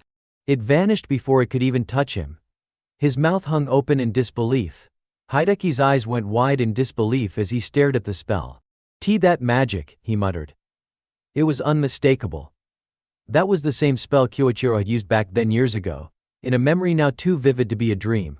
A technique used to annihilate monsters, now cast by the very student standing before him. His own attack had been deflected, redirected toward the ground, detonating nearby in a violent explosion that sent dust and debris billowing into the air. The trees shuddered from the sheer force of the impact. The two men locked eyes, strangers at a glance, yet something deeply familiar lingered in their expressions. A shared past neither could deny. Hideki dropped to his knees. "No, this can't be," he gasped. He shook his head violently, unable to process what he was witnessing. "I'm sure we sealed him away. In the prison, we locked him away." Kyosuke took slow, steady steps toward his fallen former friend. His voice calm, but each word laced with old resentment. "I was imprisoned," he said, "and thrown to the deepest depths of despair." He looked down at Hideki, this man who had once stood beside him, now the very symbol of betrayal. Kyosuke's eyes glinted with the cold flame of vengeance born in a previous life. Hideki's voice trembled. You really are Misato Kyoichiro?" Kyosuke dropped to one knee before him. "Took you long enough," he said, smiling brightly, eerily calm amidst the rising tension. "It's been a while," he added softly. "I'm glad that you still remember me, Iwako." Kneeling on the ground, Hideki stared up, dazed, his voice trembling. You're Misato Kyoichiro?" But in the very next second, he suddenly shot up to his feet with a sharp snap. "Don't take me for a fool," he barked, waving his hand furiously. That would mean he died and came back to this world. Stubbornly clinging to his own reasoning, Hideki refused to accept what was right in front of him. With rage boiling over, he began channeling energy once more. "If you're a ghost, then stay silent like one," he snarled coldly. This time 5 devastating spells launched at once, all barreling toward Kyosuke with deadly intent. Kaishuke, calm as ever, subtly shifted his foot. In one fluid motion, he dodged every single attack effortlessly, hands still tucked neatly in his pockets. He tilted his head upward. A massive earth attribute fist dropped from above, controlled by Hideki, aiming to crush him from above. Kaishuke dodged again with a graceful step, fluid like a dancer. He never broke stride. "Tech, you insolent little brat," Hideki spat, frustrated. But inside he was scheming. "I have to gain the upper hand," he thought, jaw tightening. "Back in the Golden Seekers, I never fought on the front lines. That's why those smug bastards in the 5 sacred stars still mock me to this day." The sting of humiliation burned inside him. Hideki clenched his fist tighter. "But," he growled to himself, "that doesn't mean I'm weak." With a slight twist of his body like a maestro conducting a symphony, he manipulated the terrain around him. Earth and rocks swirled in a storm of motion, his power glowing with a vivid turquoise hue. "This," Hideki declared proudly, "is a spell I spent 20 years perfecting. Wind-Earth Dual Magic Stone Tempest." Dozens upon dozens of rocks, small and massive, were swept up into a violent cyclone and launched like a hailstorm. The air whistled as they sped forth, sharp, deadly, faster than light. "Take this!" Hideki roared, mouth wide open, as he unleashed his most destructive spell. A storm of earth element projectiles hurtled toward the ground where Kyosuke stood, each one glowing with powerful energy. The entire area erupted under the relentless barrage. The force of the impact exploded the earth itself, soil and shattered debris scattering in all directions like a war zone. Having poured everything into that spell, Hideki fell to one knee, panting heavily. But even in his exhaustion he couldn't hide his smug satisfaction. "Well?" he shouted breathlessly. "How's that? That's my strongest spell." He peered into the cloud of smoke and dust, squinting as leaves and ash swirled in the chaos. This time he didn't counterattack, Hideki thought to himself. He's not retaliating. A smirk crept onto his face as hope began to flicker inside him. Hideki's face lit up with glee. A twisted grin spread across his lips. Then, unable to hold back his euphoria, he threw his head back and shouted toward the heavens, "I did it. I actually did it." Fueled by ambition, his features twisted into a grotesque display of greed, malice, and cruelty. With his mouth wide open in triumph, he bellowed, "I defeated that bastard Misato Kyoichiro." He raised his fist into the air, celebrating a long-awaited victory, something he had failed to achieve in the past. Mockingly, he sneered, "Did you really think I'd stay the same after all these years, you fool? No matter how powerful your time-based attribute was, that's all in the past now." He narrowed his eyes, voice trembling with long-bottled hatred. "Do you even know how many years it's been? 20 years, damn it. The version of me you knew back then, that person no longer exists. To Hideki, finally defeating Kyoichiro meant more than just revenge. It restored his confidence, proved his worth, and gave him something he could boast about for the rest of his life. His pride swelled with each breath. "Don't you ever look down on me again," he growled with satisfaction. A crooked smile tugged at his lips. "It's only natural. I've grown stronger. My level has gone up over these 20 years. With a long exhale, Hideki relaxed for the first time, soaking in the moment. He thought about the others who used to look down on him. Now that I've finally taken down Kyoichiro, they won't dare act smug around me anymore. The strongest among the 5 sacred stars is me. His mind began to spiral into madness. Every malicious, self-centered thought painted itself across his twisted face. He looked like a man possessed. Then a voice cut through his delusion like a knife. "You done?" Hideki froze. His face darkened. His pupils contracted in sheer terror. No, it can't be. There stood Kyosuke completely unscathed. Calmly he brushed the dust off his uniform like nothing had happened. Hideki pointed at him, shouting in disbelief, How are you still standing? You took all those attacks, every single one head-on." Kyosuke smiled, almost like he was genuinely impressed. "You've learned some impressive magic. Not bad at all. A true hero of this era, huh?" At some point, a strange white glow began to shimmer around him. Kyosuke looked straight at Hideki and calmly declared, "Now, I don't need to hold back anymore." With a grin so wide his eyes nearly closed, he clenched his fist. His energy surged, radiating in dazzling multicolored sparks, each hue more intense than the last. Hideki's face drained of color.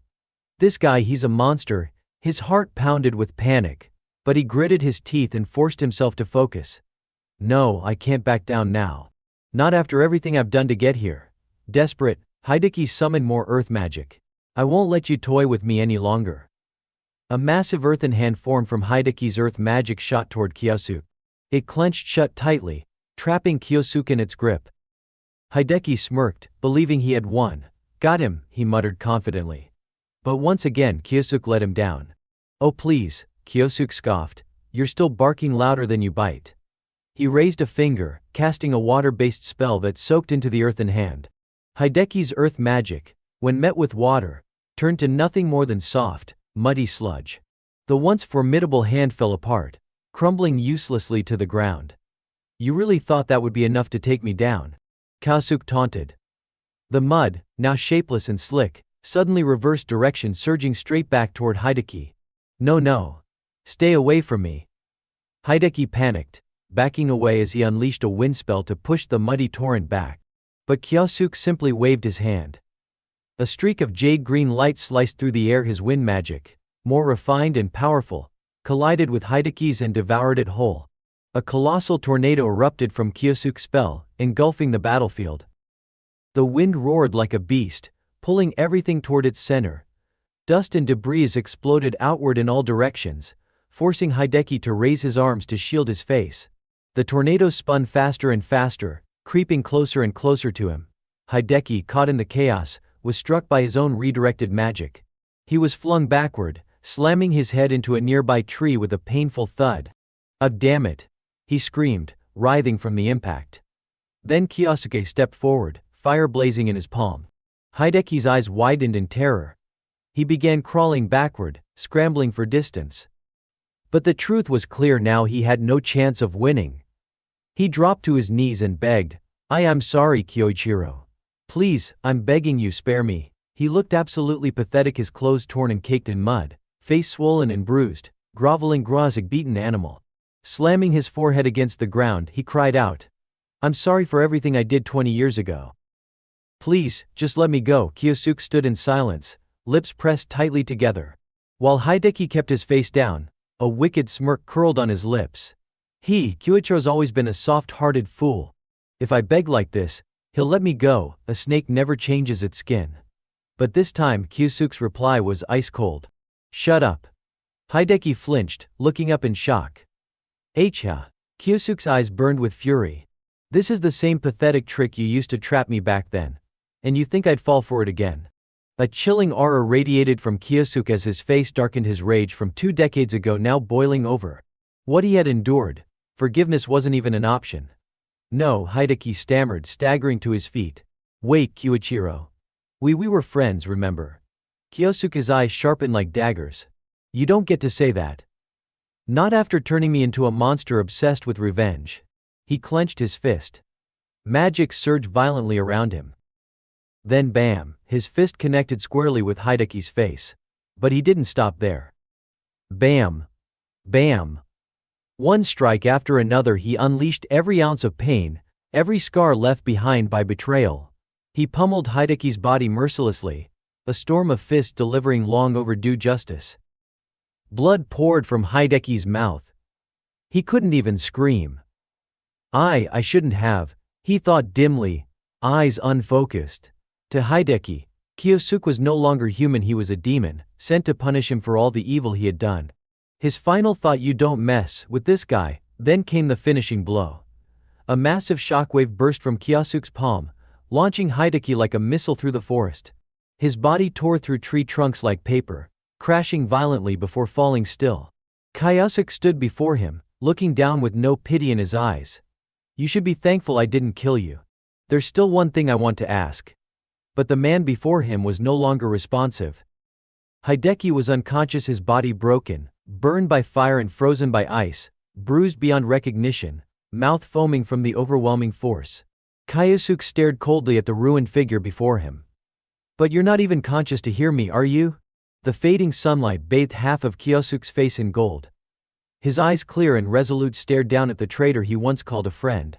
A piece of the torment he had carried for so long had finally been avenged. Hideki slowly opened his eyes, every inch of his body aching. Pain radiated through his limbs like fire. Above him, Kyosuke looked down with a voice as cold as ice. So you're finally awake. Panic gripped Hideki. He scrambled backward like a startled animal, retreating nearly 100 meters as fear twisted his face into a ghostly pale mask. Please, don't kill me, he cried out, voice trembling.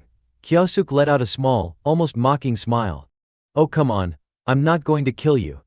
He raised his chin slightly, a composed yet unsettling posture that only intensified Hideki's terror. But his golden eyes gleamed menacingly. You will answer my question. Kyosuke calmly reached into his jacket, searching for something. Let's start with this, he said. He pulled out a phone. The screen glowed, displaying a name. Tell me about this woman. Hideki's eyes widened, recognition flashing across his face. He shot to his feet in alarm. That's my phone, he stammered. But Kyosuke didn't care. His gaze remained fixed on the screen. Lei. She called you today. She's the first name on your call history. Kyosuke's face, once calm, darkened with quiet fury.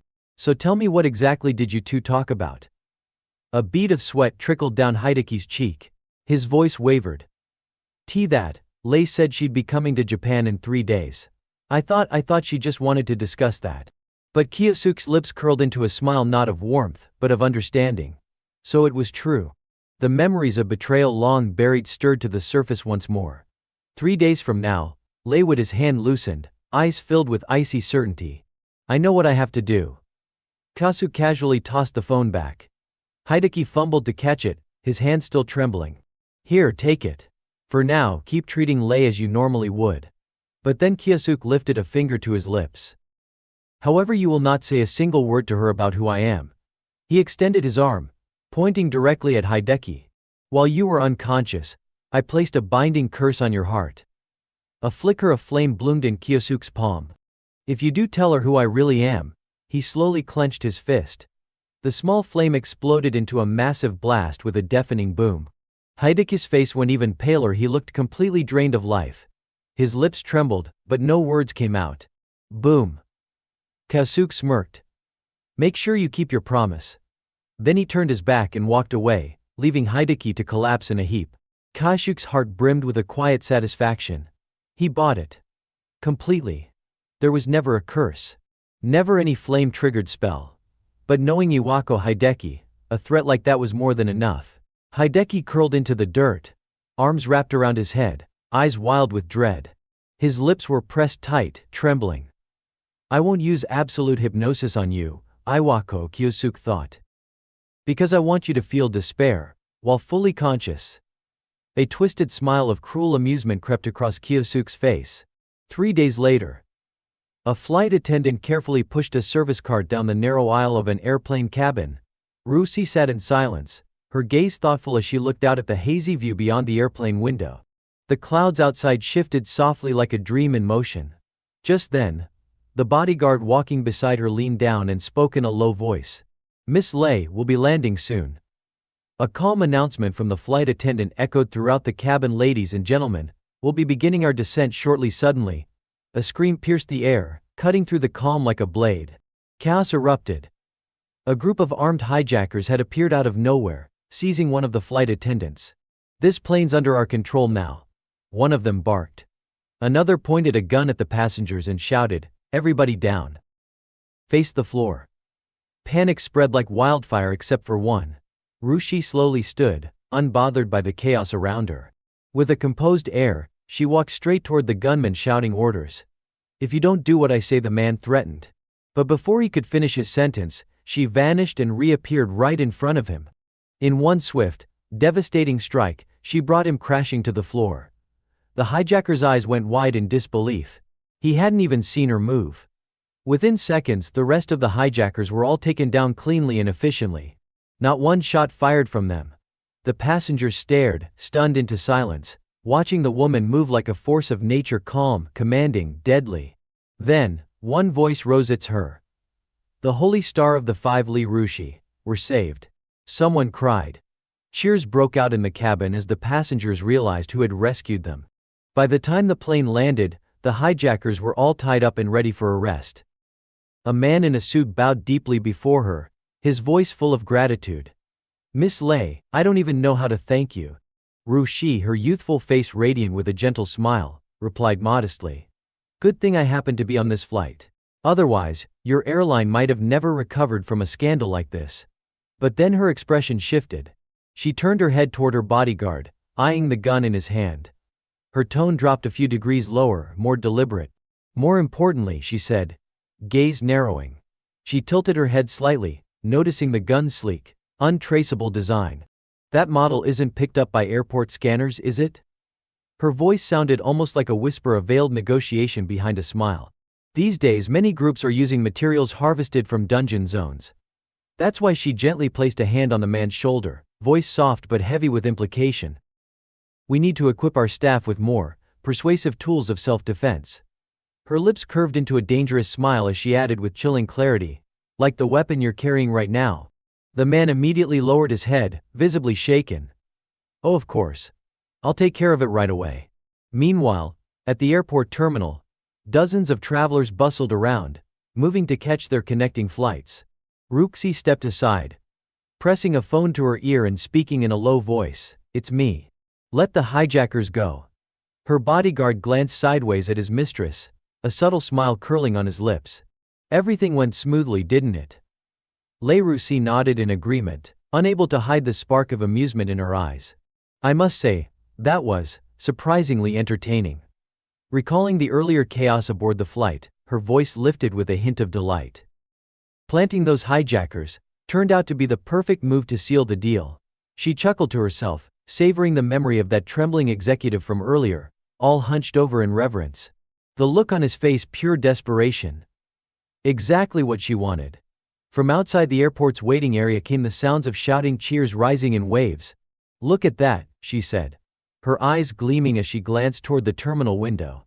"This little stunt did wonders for my public image too." The crowd outside roared in awe and admiration. "Lady Lei. It's really her. Lei Rusi, the hero of the 5 stars." A bright, polished smile, the kind perfected through years of media training, appeared on her face as she waved to the crowd like a benevolent queen. Several luxury cars pulled up in front of a prestigious school. A grand sign above the main gate gleamed in the afternoon sun. Lei stepped out gracefully, her poise unmistakable. "Now then," she murmured, "time to take care of what I really came to Japan for." Her heels clicked softly down the polished hallway. She stopped before a thick wooden door with a golden nameplate, "Principal's office" inside. Iwako Hideki sat motionless at his desk, bandaged and bruised, staring blankly out the window. His face was still a battlefield of swelling and dried blood. Even the softest sound made him flinch now. Then came a calm voice from the door. "Pardon the intrusion, Iwako." Lei Rushi walked in, smiling as if she were greeting an old friend. She settled into the seat across from him with practiced ease, and asked casually, "So, I heard you were investigating a student with a void attribute. How's that going?" Hideki's eyes flicked toward her, nerves twitching beneath the surface. He carefully chose his words. "It turned out to be a false alarm. Just like you said, that student's nothing but a weakling." Lei sipped her tea delicately, lips curving with feigned sympathy. I see. Rare attributes mean nothing if the person's still a failure. But for Hideki, every moment was agony. One wrong word, and that curse Kyosuke mentioned might activate. Just stay calm. Say what she wants to hear. Lei set her teacup down gently. Her voice, however, dropped to a chilling seriousness. "Let's get to the real reason I'm here." A shadow passed over her face, masking the wicked gleam in her eyes. "About that new drug we're developing, it's about time we picked our next test subject, don't you think?"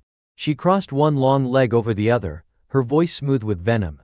"You've gotten pretty good at exploiting the Academy's systems, haven't you?" But on a nearby rooftop, a small earpiece crackled quietly in Kyosuke's ear. He was listening to every word coming out of the principal's office. From the shadows his voice emerged low and laced with contempt. "Cowards." He stood silently above them, eyes burning cold. The wind tousled his hair as he whispered with absolute resolve, "Lei Rushi, you're next." The television in Kyosuke's room crackled to life.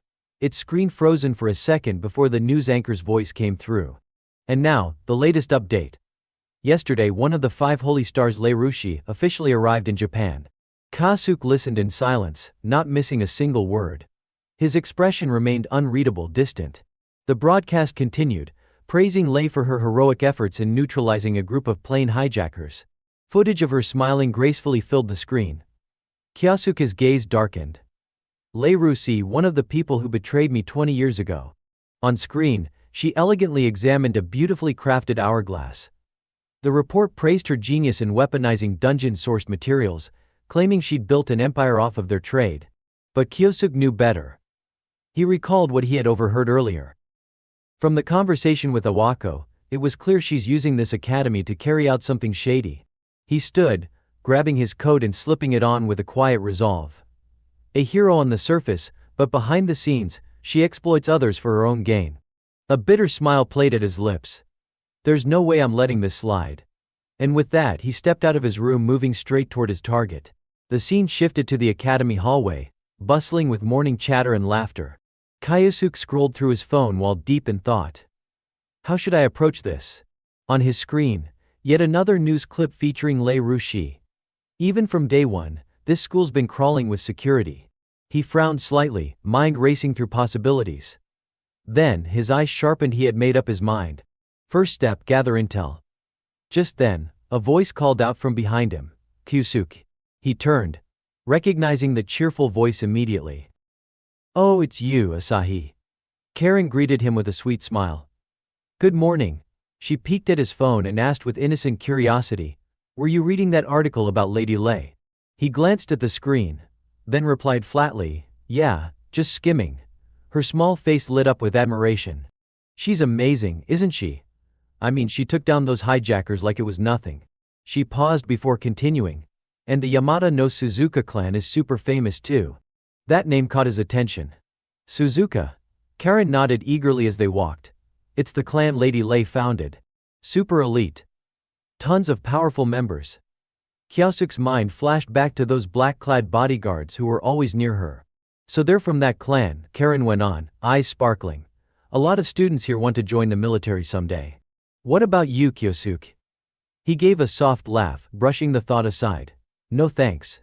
But then, something clicked in his mind. He stopped mid-step, his eyes narrowing slightly. "Wait," he rubbed his chin thoughtfully. "If I can use that clan, I might be able to get close to her." With his plan falling into place, his steps grew more confident. "All right then." He waved to Karen with a small smile. "Thanks, Asahi. Talking to you helped me figure out exactly what to do." She stood motionless at the classroom door, her gaze fixed on Kyosuke's back as he hurried away down the hall. A giant question mark might as well have floated over her head. "What was that about?" she muttered, puzzled. Elsewhere, inside a luxurious office lined with polished wood and prestigious trophies, Iwako Hideki sat behind his desk. The sudden ring of his landline startled him. Ha! He slowly picked up the receiver. A quiet, almost whisper-like voice came through. It's me. Somewhere under the vast sky, Kyosuke looked up and spoke into his phone. Iwako, I need you to do something for me. There was hesitation on the other end. What is it? Hideki asked nervously. Kyosuke smiled faintly, his voice low and deliberate. If Lei tries to contact you, listen carefully. The scene shifted now inside a cold, clinical research lab. A man knelt on the floor, wrists bound, surrounded by researchers in sterile coats. Suddenly the metal door burst open, letting in a shaft of harsh white light. Lei Rushi entered with the confidence of someone completely in control, hands on her hips, heels clicking across the floor. Well? She said with a smirk. How are you holding up? The prisoner's eyes went wide in horror. Please don't inject me with that stuff again. I'll die if this keeps up. Her high heel came to a stop directly in front of his trembling face. Then she kicked him flat to the floor without a hint of hesitation. As he shuddered beneath her, she spoke with cold detachment. You think I care what a lab rat has to say? Her crimson lips curved into a wicked smile. Don't be so dramatic. She dragged her heel across his cheek, watching his eyes shrink in terror. If your body's compatible with this drug, you'll become something far stronger than you are now. With a flick of her wrist, she turned and gave a sharp snap of her fingers. Begin. A nearby technician raised a syringe filled with glowing red liquid. The man screamed. No, wait. Please, But the needle had already pierced his neck. His body froze. His scream died mid-breath, then erupted again, this time as an agonized howl of inhuman pain. He convulsed. Thrashed. Until finally he collapsed, twitching. His face went slack, eyes glassy. When he opened his mouth, nothing came out but garbled sounds, no words, no thoughts. Lei watched calmly, then sighed in disappointment. Lost linguistic ability again, she tapped her finger against her chin. Looks like without even basic magical aptitude, the drug's useless. The door opened again with a soft hiss. Her head bodyguard stepped forward, reporting in a measured tone. We'll be needing more test subjects soon. Lei crossed her arms, nodding. Agreed. A dark smile crept back onto her face as she began typing furiously into her tablet. As usual, we'll disguise the operation as a recruitment campaign. She strode confidently into the elevator, pulling out her phone and dialing. Hello, Iwako? Leaning her graceful form against the side of the elevator, she spoke sweetly. About those test subjects we discussed. Her voice dipped into a tone of casual authority. I need individuals with strong magical potential. Can your academy spare a few? On the other end, Hideki was silent for a moment, then spoke. In that case, how about this? She raised an eyebrow, listening. We can host a selection event right at the academy, Hideki suggested. That way, we'll easily identify the strongest candidates. Lei's lips curled with satisfaction. Perfect. A sly smile curled at the corner of her lips, one she didn't bother to hide. That wicked glint in her eyes made her intentions clear. Sometimes, that man does come up with decent ideas, she muttered to herself, amused. With a soft ding, the elevator chimed once again. Ground floor, it announced. Lei Rushi stepped out with poise, her heels clicking softly against the marble floor. Her mood was unusually light, her steps almost floating. The exact time and details will be announced later, she whispered to herself with satisfaction. On the other end of the line, Iwako Hideki had already hung up. He stood silently at the window of his office, hands clasped behind his back, eyes fixed on the fading sky beyond the glass. I've done what you asked, Kyoichiro. The scene transitioned. Inside the academy's grand assembly hall, hundreds of students had gathered. The air was buzzing with curiosity and anticipation. A sharply dressed man, one of Lei's personal guards, stood on the main stage. His voice rang out with calm authority. The Yamata no Suzuka clan has officially decided to hold a recruitment examination. A ripple of murmurs spread through the room like wildfire. Is this real? That's the clan Lady Lei founded. This could be our chance to join her ranks. Whispers turned to excitement as students leaned in, eager for more details. Among the crowd stood Kyosuke. He didn't join in the chatter. Instead, he simply smiled to himself, quiet, calculating. His eyes locked onto the man on stage, sharp and focused. So the path to Les Ruches is finally open. It was a bright morning, and the Academy's open-air sports field had been transformed into the site of a massive examination. Students filled the grounds, buzzing with anticipation.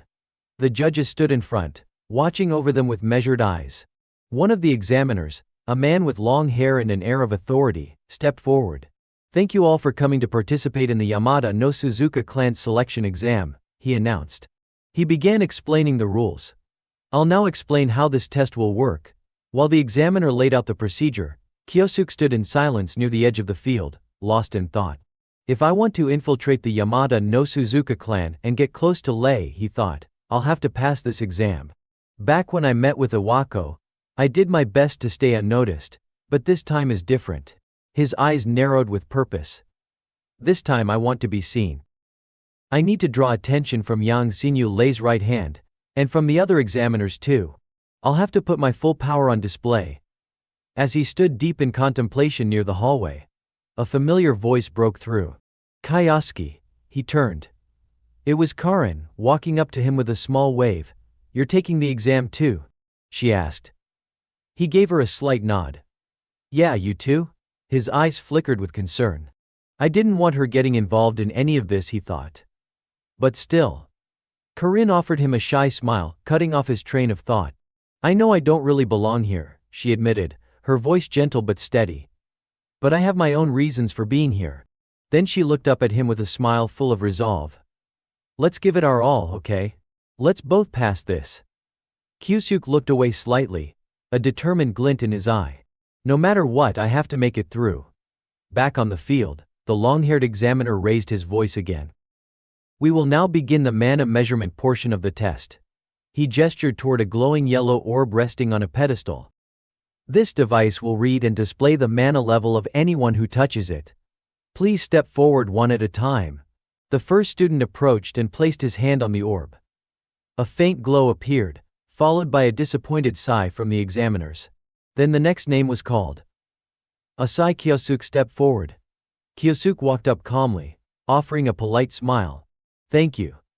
He held up his student ID for inspection. The examiner glanced at it and instantly lost interest. "Void attribute, level 30? Not worth getting our hopes up," he muttered. Kyosuke stepped up to the device and laid his hand on the orb. For a moment nothing happened. Then a blinding flash of golden light burst from the orb, flooding the entire area with overwhelming brilliance. Gasps echoed across the field. The examiner flinched, shielding his eyes. "What the?" Even the students nearby were stunned. What the hell was that? That's insane. As the light faded, everyone turned to the source. Kyosuke still stood there, perfectly calm, his hand resting on the device like nothing had happened. All eyes were on him now. Kyosuke turned his head slightly and asked with a confident smirk, "So, are we done here?" The examiner, still processing what had just happened, stammered. Yeah, without waiting for a real response.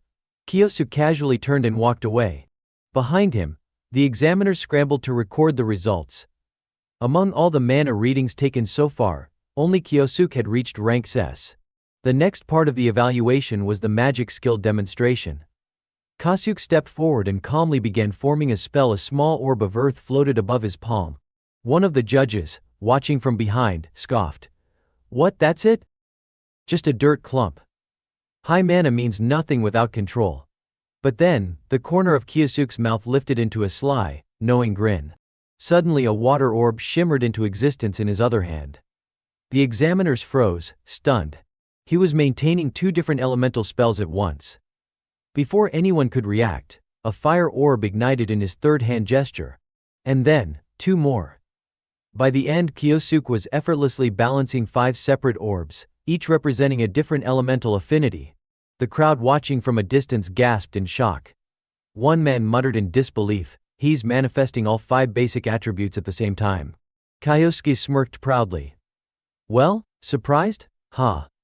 A void-type caster considered trash by most of you, and yet here I am doing this. How's that for worthless?" From the crowd, Karin came running up, her face lit up with excitement. "Kyosuke. That was amazing." Kyosuke smiled and gave her a nod. "Thanks." Do your best too, Asahi. Now it was Karin's turn. She stepped up to the testing area, gathered her mana, and placed her hands over a planter box filled with wilted plants. Slowly, the lifeless stems began to stir. They straightened. Buds formed. Moments later, full, vibrant flowers bloomed where dry husks once stood. The entire planter box looked like a miniature spring garden. But instead of being impressed, two nearby students chuckled. Seriously? Reviving flowers? That's her big skill. Only Kyosuke truly noticed what was happening. Light attribute, that's a rare one. But the judges probably won't recognize it. I feel bad for her. She shouldn't get caught up in this mess. Feeling embarrassed from the mockery, Karin quietly lowered her head and walked away. But she had caught someone's eye. The long-haired examiner from earlier typed something discreetly into his phone. Asahi Karin, potential subject for testing. Then came the final stage of the entrance exam. The examiner returned to center stage and announced, "And now we begin the last trial, live combat." He pointed to a group standing behind him. "Your opponents are members of the Orochi school." The students murmured in shock. "Wait, he wants us to fight them. Members of the Great Serpent Clan." The examiner raised a hand to calm them. "Don't worry. You won't be judged solely on winning or losing. What matters most is how you fight." But in his mind, he sneered. As if any of you academy brats could actually beat someone from the Orochi.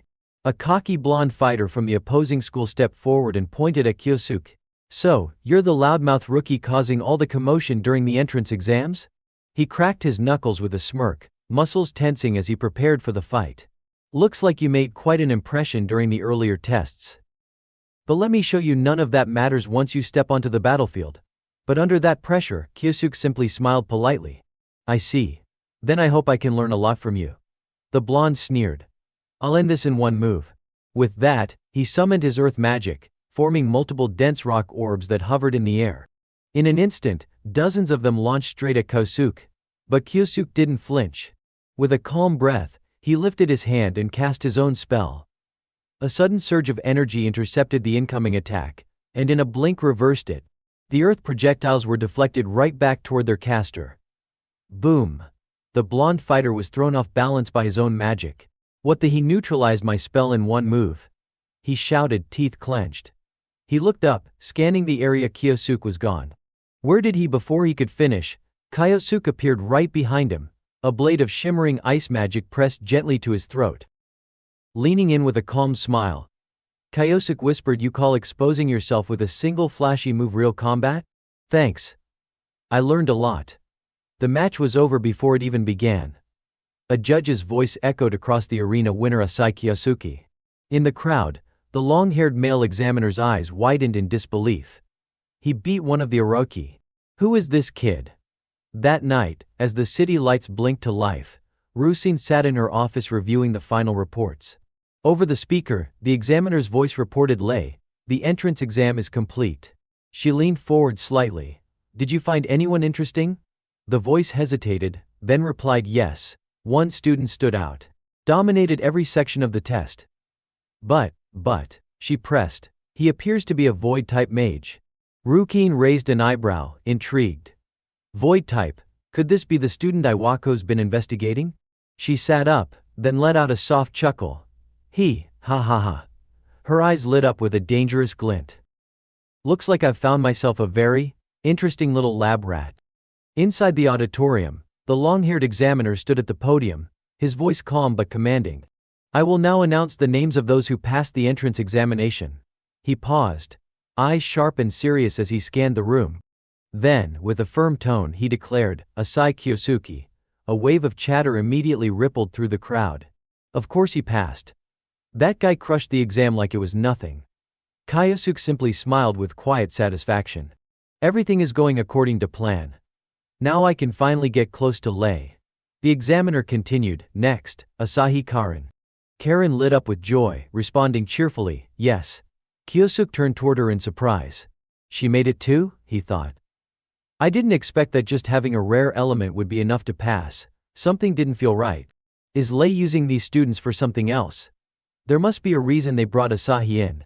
Still, Karin looked genuinely happy, beaming at her achievement. Kyosuke forced a smile back, but beneath it, He let out a small sigh. He looked at her thoughtfully. No matter what, I won't let them lay a hand on her. I'll complete my mission, and I'll protect her. A few days later at the Orochi headquarters, Japan branch, a towering glass building gleamed under the morning sun. Inside, in a sleek underground meeting room, the long-haired examiner welcomed the group of successful applicants. Congratulations. All of you have passed the selection exam. He stepped forward and began explaining their schedule. Today we'll conduct a compatibility assessment before officially welcoming you into the Orochi school. Also, he paused with a subtle smirk. Lei Rusi will be joining us. She'll meet with you after the testing concludes. Hearing that name, Kyosuke's eyes darkened, his aura shifted, sharp and dangerous. He said nothing, but tension radiated from him like heat. The examiner gestured toward a corridor. Follow me. Kyosuke and Karen moved along with the group. Karen, meanwhile, looked around wide-eyed with curiosity. Wow, this place is huge. It's kinda nerve-wracking but exciting too. Kyosuke nodded. Yeah. She turned to him with a bright smile. But honestly, I'm just really happy I get to join the Orochi school. Kyosuke looked at her with genuine curiosity. Can I ask, why do you want to join this place? Karen scratched her cheek, a little shy.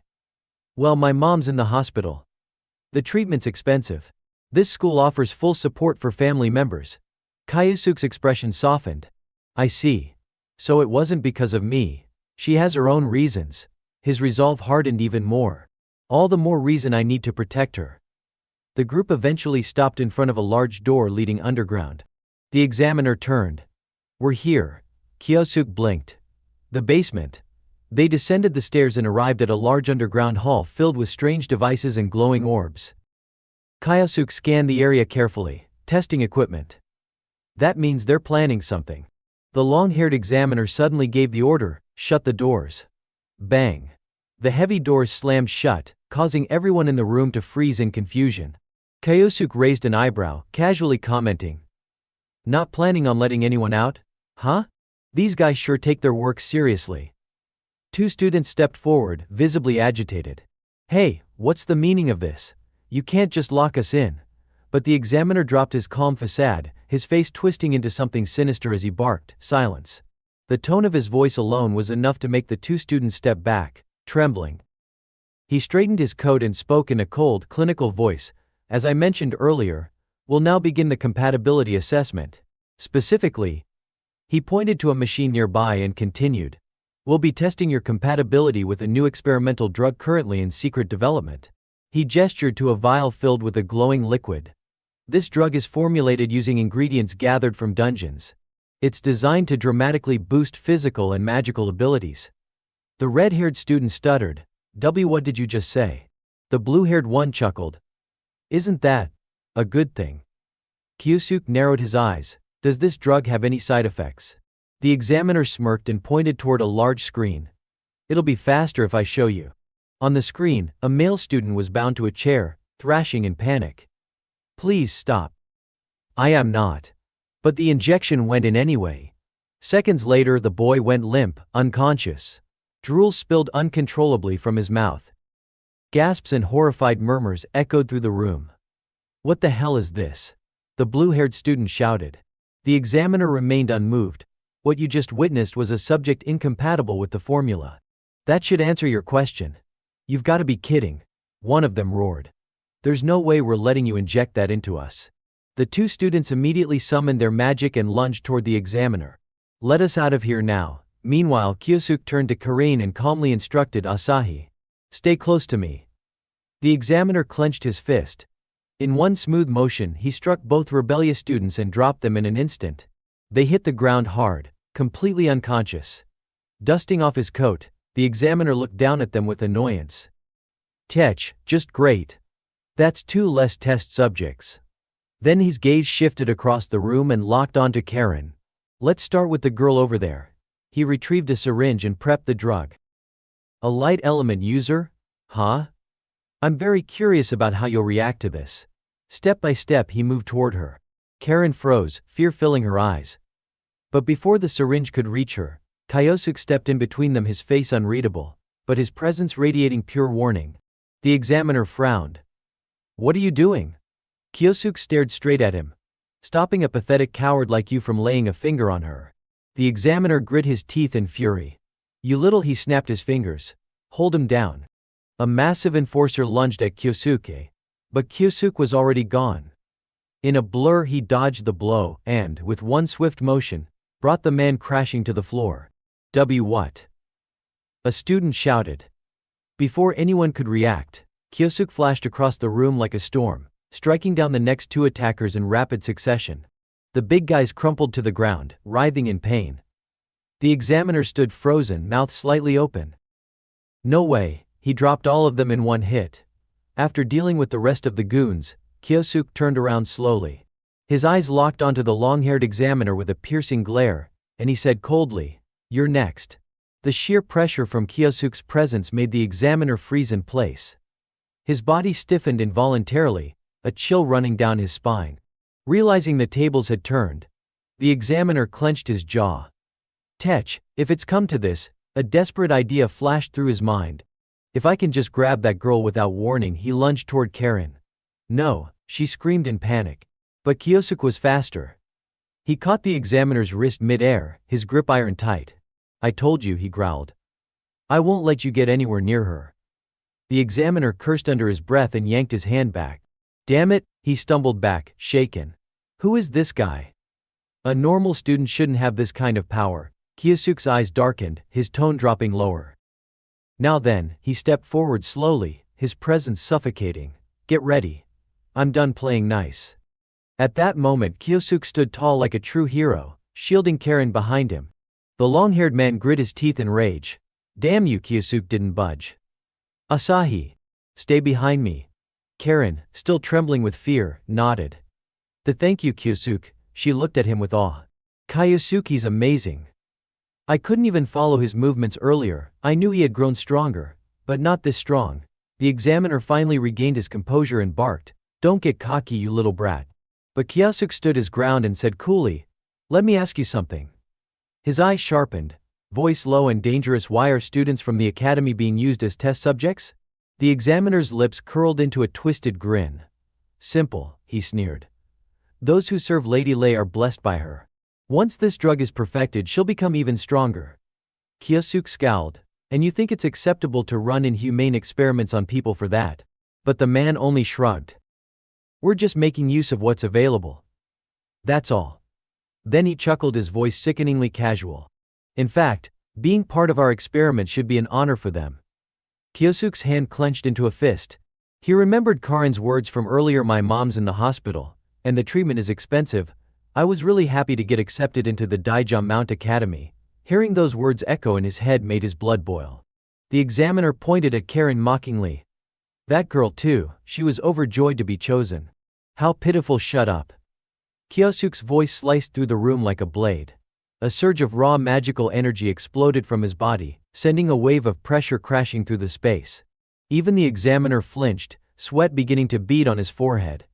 Kyosuke stepped forward slowly, fury radiating from every pore. Who do you think you are? Trash like you who tramples on others will never understand how Asahi feels. Karen looked at him, eyes wide and shining. Kyosuke, the examiner's eyes narrowed, unease creeping in. What is this insane pressure? He's just a student. Still, he smirked arrogantly and replied, Normally I'd put someone like you back in their place, but I'll admit, I kinda like that attitude of yours. He extended an offer with mock sincerity. Why don't you join us, huh? Swear loyalty to Lady Lei. Hand over the girl, and I'll recommend you as a high-ranking officer. I'm sure Lady Lei would be very pleased. Kyosuke's eyes darkened with disgust. I already told you to shut up. There's no forgiving scum like you. The examiner loosened his tie and growled, You'll regret this. Then, with a sharp glow, his eyes lit up bright gold. The very ground beneath him cracked and crumbled as magical energy surged around him. Kyosuke's gaze tightened. Body enhancement magic. The man cracked his knuckles confidently. That's right. Combined with my martial arts, this is my unbeatable technique. The examiner sneered and raised his fist. Come on, tough guy, try me. His feet pushed off the ground hard as he lunged toward Kyosuke with frightening speed. Take this, he roared, throwing a heavy punch. But the moment his fist came down, it hit nothing but air. His expression shifted into stunned confusion. What the? He dodged it. Kyosuke stood there calmly, a confident look on his face. So that's what physical enhancement magic feels like, I see. It's impressive. The examiner gritted his teeth and charged again. Then let's see you dodge this. As he hurled another powerful punch, Kyosuke calmly closed his eyes. He focused, visualized, created the form in his mind. The examiner scoffed. What the hell are you doing? Giving up already? His fist drew closer, closing the distance in a flash. Just die already. Kyosuke's eyes snapped open. Void magic manifest. His palm raised, stopping the punch mid-air. The long-haired man gasped. What? He blocked it. No way, he's matching my strength. No, he's overpowering me. Kyosuke gave him a sharp smile. Looks like I can use enhancement magic too now. Thanks for the inspiration. It really helped me picture it clearly. And with that, Kyosuke delivered a crushing blow straight to the man's gut. Boom! The force sent the examiner flying backward, smashing into the ground. Debris exploded in every direction. Lying in the rubble, the examiner groaned in disbelief. No, this can't be. A thought echoed in his fading consciousness. Who the hell is he? Kyosuke didn't move. He simply stood there, eyes cold, gaze sharp with a mixture of hatred and disdain. Karen rushed over, breathless. Thank you, Kyosuke. He turned to her gently. You okay, Asahi? She nodded, still shaken. Then, looking to the rest of the students, Kyosuke said firmly, I'll clear the way. You all need to get out of here. The two other boys hesitated. But what about you? Kyosuke didn't answer. Instead, he raised his hand and shattered the massive glass wall in a single blast. As dust and light poured in from the opening, Kyosuke stepped through with steady determination. He didn't look back. He only left them with one sentence: I have unfinished business. Elsewhere, a phone rang urgently. A man's voice came through, clearly panicked. Lady Lei. We have a situation, urgent. Rushi sat up sharply. What happened? Master Yang has been defeated. The students have escaped. Her eyes widened. What? The voice continued, trembling. Worse. There's someone unbelievably powerful heading your way. Boom. A thunderous crash cut off the call. Ruchi froze, startled. What the hell was that? The camera panned to the doorway where Kyosuke now stood in the shadows, the light behind him casting a long, ominous silhouette.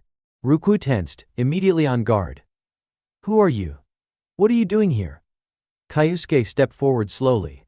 His voice was calm, deadly. It's simple. His eyes sharpened into pure hatred. I've come to settle a score, from 20 years ago. Rushi couldn't quite grasp what Kyosuke had just said. A debt, from 20 years ago. What nonsense are you talking about? Kyosuke took a calm step forward, voice cold yet composed. Oh, still not getting it. Do I need to spell it out for you? His eyes narrowed, sharp with accusation. 20 years ago, after the collapse of that SSS rank dungeon, your so-called Pentagon Saints were paraded around like heroes. Rushi's expression stiffened the moment he mentioned the past. Kyosuke continued, voice cutting like a blade. Let's assume the villain behind it all was defeated that day. Ruhu turned her face away and feigned indifference. A mere student wants to lecture me on history now. How cute. But Kyosuke wasn't fazed. He went on, relentless. Now, each of the 5 saints, your precious elite, holds power at the very top of the world. You're all praised as saviors, champions of justice. Rushi rolled her eyes and interrupted. Get to the point already, but Kyosuke cut her off, voice stern. But the truth is far uglier. Rushi's smile twitched. What did you just say? Kyosuke's aura shifted. The air grew heavy. You used your own comrades as sacrifices. You claimed the rewards while they were left to die. And even now, you trample over the legacy of the people who once fought by your side. Tell me, am I wrong? Rushi laughed, trying to mask her growing unease. So that's what this is about. Some pathetic conspiracy theory. Don't tell me you actually believe that garbage. But Kyosuke stood firm, tone unwavering. It's not a theory. I know what you did. His eyes bore into her. You were the one who pushed your teammate into that gate that day. Ruki flinched. Her confident mask cracked for the first time, her voice trembling. How? How could you possibly know that? Kyosuke saw the fear flicker in her expression. He leaned forward, voice low. Still don't get it, Rei. His tone grew sharp like a dagger sliding into her chest. Do you really not recognize me? Then, without hesitation, I am Misato Kyoichiro. Rushi gasped. No, that's impossible. But Kyosuke cut in, his voice thunderous. It already happened. I've reclaimed the very power that once made you call me a monster. A level 100 mage capable of using time magic, yeah, I'd say monster fits. Every word shattered Rusi's composure. She stared at him in disbelief, shaken to her core. No, you're supposed to be dead, but Kyosuke ignored her desperation. I also know what your precious Ray Corporation has been doing in the shadows. If I expose it, your reputation will crumble overnight. Rusi's fear turned to fury. She swung her arm, screaming, "Don't you dare mess with me." Kyosuke continued walking forward, slow and steady, his voice calm but ice cold. Don't joke with me. That's my line. His gaze locked on Rushi like a blade. Because of what you did 20 years ago, because you crushed the hope of a girl who gave everything she had, I'll never forgive you. Rusi didn't flinch at the threat. Instead, she smirked. Lifting her chin defiantly, she snapped, "Don't overestimate yourself. You're not even in Misato's original body anymore." Her grip tightened around a long, elegant staff now glowing with magical energy. But here you are, standing in front of me like an idiot. I'll make sure you regret that. With a flick of her wrist, she unleashed a violent surge of magic. The sheer force of it cracked the walls and floor of the room. But Kyosuke dodged effortlessly.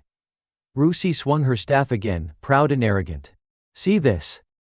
This is the power of Ray Corporation's finest weapon. Forged with materials straight from the dungeon, stronger than any known metal. Let me show you just how sharp it really is. She leapt high into the air, bringing her weapon down in a flurry of rapid strikes. But no matter how fast or fierce her attacks, Kyosuke evaded every single one. A powerful swing aimed directly at his face cut through empty space. She growled in frustration. "Tech, is dodging the only thing you know how to do?" But then she paused. Her brows furrowed. Something felt wrong. Why hasn't even one of these attacks landed? Kyosuke's voice rang out coolly amidst the chaos. Ah, I see it now. He dodged another blow as if it were nothing. You've been playing CEO for too long, haven't you?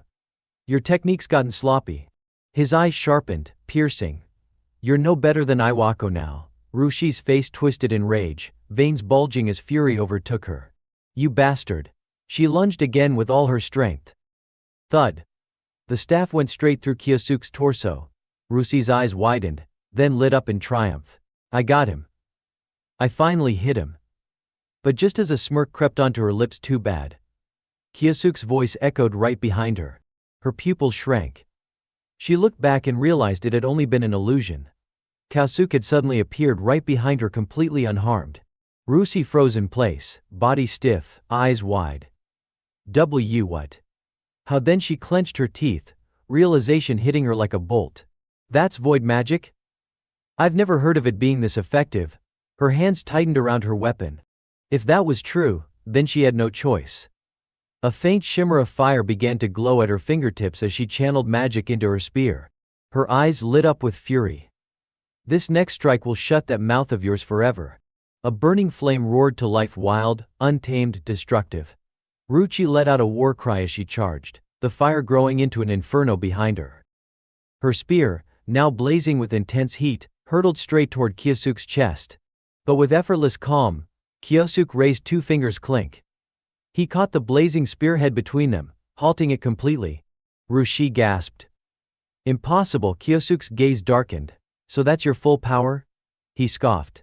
You're even weaker than you were 20 years ago. Her pride shattered by those words, Rusi's face twisted. Tech, if that's how it is, then I have no choice but to use that. She suddenly leapt back and pulled something from within her coat. Kyosuke's eyes narrowed. Wait, what are you? His voice cut off when he saw it. A red syringe glowing faintly. Without hesitation, Rusi plunged the needle into her arm. No, Kyosuke shouted. It was too late. A violent pulse of purple magic erupted from her body, surrounding her in a sinister aura. Kyosuke's expression hardened as the temperature in the room seemed to drop. He muttered, "You're really going to go that far?" Rusi's entire form began to change, veins glowing, her skin tightening with power. Her eyes burned with killing intent as her voice came out warped and menacing. Monster, you're not the only one who can become one. Not long after, the violet aura around her slowly dissipated, revealing Ruxi's body, now completely transformed into a half-monster state. When the transformation finished, she let out a contemptuous chuckle and taunted, "Ha, now you will never be able to defeat me," but the protagonist remained calm. Replying coolly, "On the contrary. You really think you can win just by relying on enhancement drugs? Do you honestly believe it is that simple?" Ruxie's smirk did not fade. Her tone dripped with scorn as she snapped back, "Don't underestimate me. Do you have any idea how much time and money I have poured into this serum? I gathered materials hidden deep within dungeons and spent years developing it. Ever since I witnessed that overwhelming power 20 years ago, I have been searching for a way to reach that level myself. And now, I have finally attained a strength that surpasses everything. In fact, I should be thanking you for that, Kyoichiro." From Kyosuke's perspective, he could no longer stomach listening to this venomous woman gloat. Cutting her off mid-speech, he sneered, "What? Pathetic, you call this surpassing everything? You are bragging about a power that comes from a bottle." His face hardened, his words sharp and accusatory. Ruxie froze for a moment, clearly caught off guard, and demanded, "What did you just say to me?" But before she could finish, the protagonist stepped forward. Assuming a fighting stance, "Sorry to interrupt your monologue, but it is time I ended this once and for all." At once, both of Kyosuke's hands ignited with blazing golden flames. On the other side, Ruxie's killing intent flared as she prepared to send him straight to hell. She spread her arms and entered her own stance. "Fine then, let us settle this. We will see who the true superior is." The moment her words left her mouth, she launched herself forward like a violent gust of wind, closing the distance instantly. Yet Kyosuke simply tilted his body to the side, effortlessly dodging her strike. The wall behind him was not so lucky. Ruxie's attack smashed into it with brutal force, reducing it to rubble that scattered in every direction. She spun around and jeered, "Well, do you see it now? This is the fruit of my research.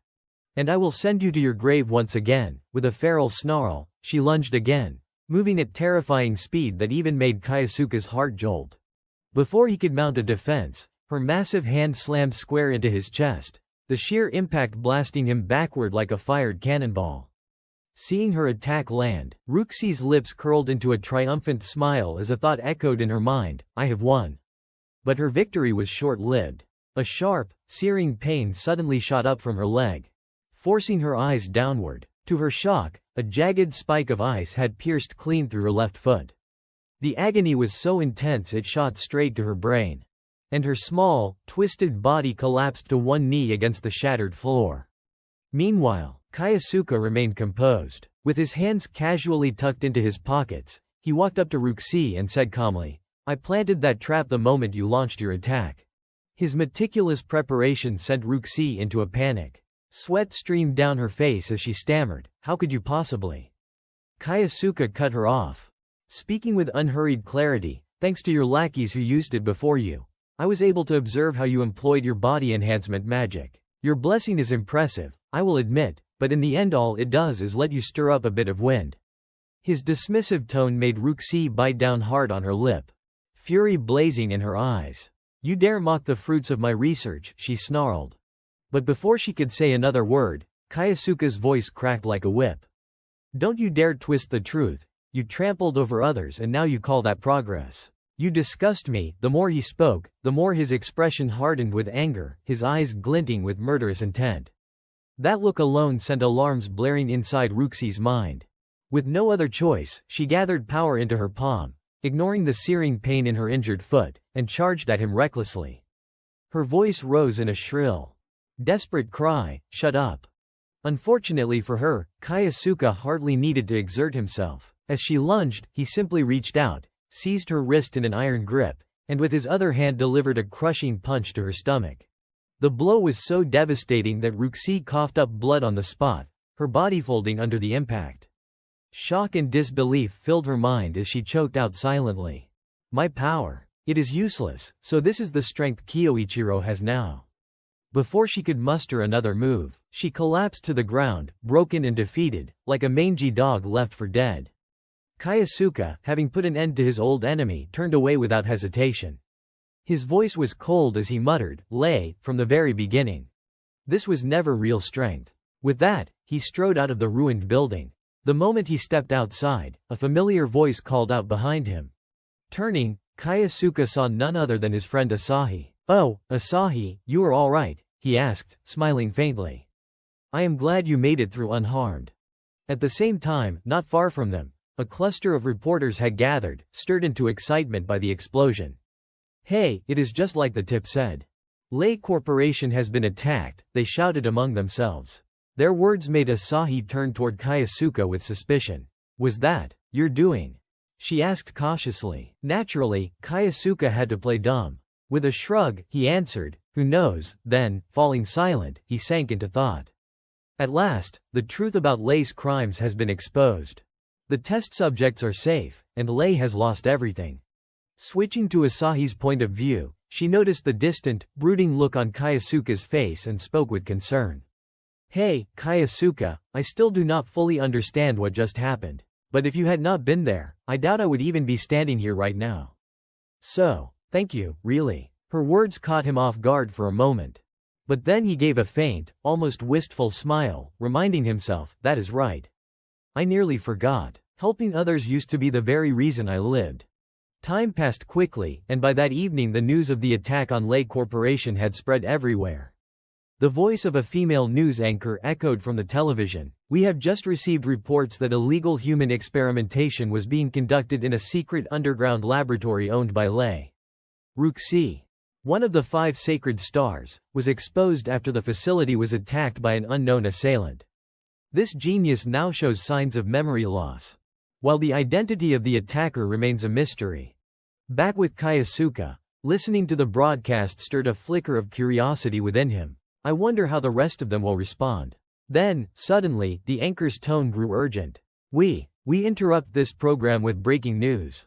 Nathaniel, one of the 5 sacred stars, has just issued an official statement." The words made Kayasuka's expression darken, his gaze sharpening with lethal intent. On the screen, a blond man began to speak. "On behalf of the 5 sacred stars, I stand here to deliver an urgent message. I can only say that we are deeply grieved by the events involving Lei. Ruxi was our comrade. We feel profound sorrow that we did not recognize her fall sooner." He spoke with practiced sorrow, as though mourning, but Kayasuka's eyes pierced through the act. To him, it was nothing but hollow theater. In fact, the display only fueled his irritation. Didn't recognize it, so once again, the 5 sacred stars pretend they knew nothing. Just like they did 20 years ago. They have not changed a bit, lying without blinking, willing to do anything to protect their lofty image as heroes. To them, people like me and Asahi are not even worth being called hopes. We are just stepping stones. Nathaniel Cavell, judging by his actions back then, he was likely the one pulling the strings behind my exile. Not surprising. He has always been calculating, cautious with every move, and now, no one even knows where he is hiding. Kayasuka steadied himself, exhaled slowly, and pulled out his phone, as though preparing to contact someone. Elsewhere, in an unfamiliar church, a young woman knelt before an altar, deep in prayer. Behind her, a stranger approached and reported, "That is what he said." "Lady Claudia." Without turning, Claudia answered coldly, "I see. Understood. Leave." She clasped her hands tighter and resumed her prayer. "O Lord, guide us toward a future filled with light." The scene shifted to a training hall, where a man named Ingolf was in the middle of lifting weights. A subordinate hurried over to remind him. "Lord Ingolf, the council meeting is about to begin." With a growl, Ingolf tossed the weight aside, his voice laced with anger. "I know. I will be there soon." Lei, that mutt. What the hell was she thinking? His tone dripped with rage. Not long after, the secret council of the 5 sacred stars convened. Naturally, the one presiding over it was none other than Nathaniel himself. Once he confirmed that everyone was present, he spoke in a commanding voice, "All right, everyone, let us begin the council meeting of the 5 sacred stars." On the television screen, Claudia remained in her prayerful posture as she spoke with disdain. "So, the attacker has exposed Lei's illegal experiments. How disgraceful." From another corner, the hulking Ingolf growled in agreement. "That damn woman Lei, what the hell was she thinking? She has stained the honor of the 5 sacred stars." In response to both of them, the blonde Saint Nathaniel slowly took his seat and offered his judgment. "That is right. However, these experiments were conducted solely by Lei and initiated by her alone. The rest of us, the 5 sacred stars, had no knowledge of it whatsoever. Of course, a man like Nathaniel could never have been unaware. But he had already decided to pin the entire burden of guilt squarely on Lei's shoulders. As for the traitor Hideki, he immediately grasped Nathaniel's intent and could not help but admire it. That is Nathaniel for you, always rational to the core. In other words, they are just scapegoating Lei and cutting her loose. I can't say for sure about Claudia and Ingolf. But Nathaniel definitely knew about Lei's experiments. And yet, he abandoned her without a second thought. The more he thought about it, the more Hideki felt cold sweat trickle down his back at Nathaniel's decisiveness and ruthlessness. After a few seconds, he steadied himself, his anxious gaze falling on a sealed letter nearby. No, what matters now is that I follow his instructions. At that moment, the hideous woman Claudia suddenly spoke up again. I am rather curious about the attacker. To explain, Hideki stepped forward. About that, a sealed letter was delivered to the academy by the one who attacked Lei. He held up the envelope for everyone to see, which immediately drew startled reactions. A letter, from the attacker, Iwako, read it aloud. They pressed him urgently. Hideki nodded and unfolded the letter. Of course, I will read it now. The contents were chilling. I have returned to the present world from within that gate. I will deal with all of you, so wait for me. Misato Kyoichiro. The moment they heard the name of the sender, the expressions of the other three shifted dramatically. Most of all Nathaniel's. Beads of sweat broke out across his face, and his trembling voice betrayed a flicker of hope. Could someone be impersonating Kyoichiro?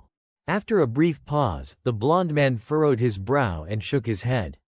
No, he could not have known what lies beyond that gate unless he had been there himself. The sender must be Kyoichiro. Hearing this, the priestess ran a hand across her chin, deep in thought. Perhaps he used time magic. But before she could finish, Ingolf snarled in irritation, his tone thick with killing intent. Why are we even worrying about this? If Kyoichiro really has returned, then all we need to do is crush him again. His booming words filled the chamber. And of course, Nathaniel readily agreed. Ingolf has a point. Think about it, there is no need for us to act rashly. On her side of the screen, Claudia still seemed uneasy, as if she wanted to say something, but Nathaniel cut her off before she could speak. Why do not we just wait and see what Kyoichiro does? And with that, the short meeting ended in abrupt haste. When the computer screen went dark, the hulking Ingolf moved toward the window, glaring outside as his voice thundered with rage. Kyoichiro, you are the one man I will never forgive.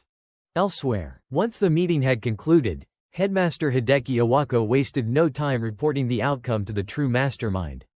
His voice came through the phone. So, just as you instructed, I carried out your orders. Hearing this, Kayasuka calmly replied, I understand. Then he leaned back with a satisfied grin. Mind racing over what steps to take next. So Nathaniel is not making a move right away. He is being cautious. Well, that is fine. Once they realize I have returned, they won't be able to sit still. First, I will deal with the ones whose whereabouts I already know. With that decision made, he cheerfully gave his hound a command. All right, Iwako. Time to move. On the other end, Iwako's voice cracked with worry. What should we do next? Sensing his dog's panic, as though the man might wet himself, Kayasuka quickly reassured him. It won't be that hard. All you have to do is arrange for me to transfer to an academy connected to Ingolf. Realizing the implication, Hideki hesitated before asking. So, your next target is Ingolf? Kayasuka admitted it without hesitation. Exactly. A short-term study abroad program should make it easy, do not you think? Since he was now tied to Kayasuka's side whether he liked it or not, Hideki offered a word of warning. Let me make one thing clear. Ingolf is not like me or Lei. You won't find any dirt on him, no shady dealings, no scandalous rumors. His sharp-faced caution made Kayasuka fall silent for a beat. Then, with the same cold composure, Kayasuka replied, even so, I still need to look him in the eye at least once. I will leave the formalities to you. He ended the call there, turning his gaze toward the world beyond the window. His lips moved in a low murmur. Rumor or no rumor, it does not change the fact that he betrayed me 20 years ago. Time flew by quickly. Thanks to Iwako's arrangements, the protagonist soon secured a study abroad placement. Shifting to Kayasuka's perspective, he now found himself surrounded by a new landscape, eyes scanning every detail as he whispered to himself. So this is Germany, huh? They confirmed ties between this country's academy and Ingolf. I will use the German academy as a bridge to reach him. But first, I need to get to the school. Carrying that thought in mind, he pressed forward until his attention was suddenly caught by a loud, grating voice. Damn leeches, clinging to me again. Casting his gaze slightly to the side, Kaisuke spotted a Japanese girl being harassed by a couple of drunk men. He could not understand a word they were saying. The language here was completely different. So, I will just use the void to translate automatically, he thought. Without the slightest hesitation, he unleashed his magic, letting it ripple outward in all directions. Almost instantly, their voices became clear in his ears. The man in the brown shirt smirked as he spoke. Don't be like that, come on, sweetheart, what is the harm in hanging out with us for a while? The one in the black jacket chimed in eagerly. Yeah, spend some time with us, it won't be a waste of your time. Come with me, huh? The girl with black hair kept her scowl firm as she snapped back. You pests are exactly why I called you leeches. I am not going anywhere with a bunch of gutter trash like you. Her words lit a fire of anger in the thugs. What the hell did you just say? You are being a little brat, we will have to teach you a lesson. The one in black reached forward, clamping down hard on her shoulder. Her face darkened with fury.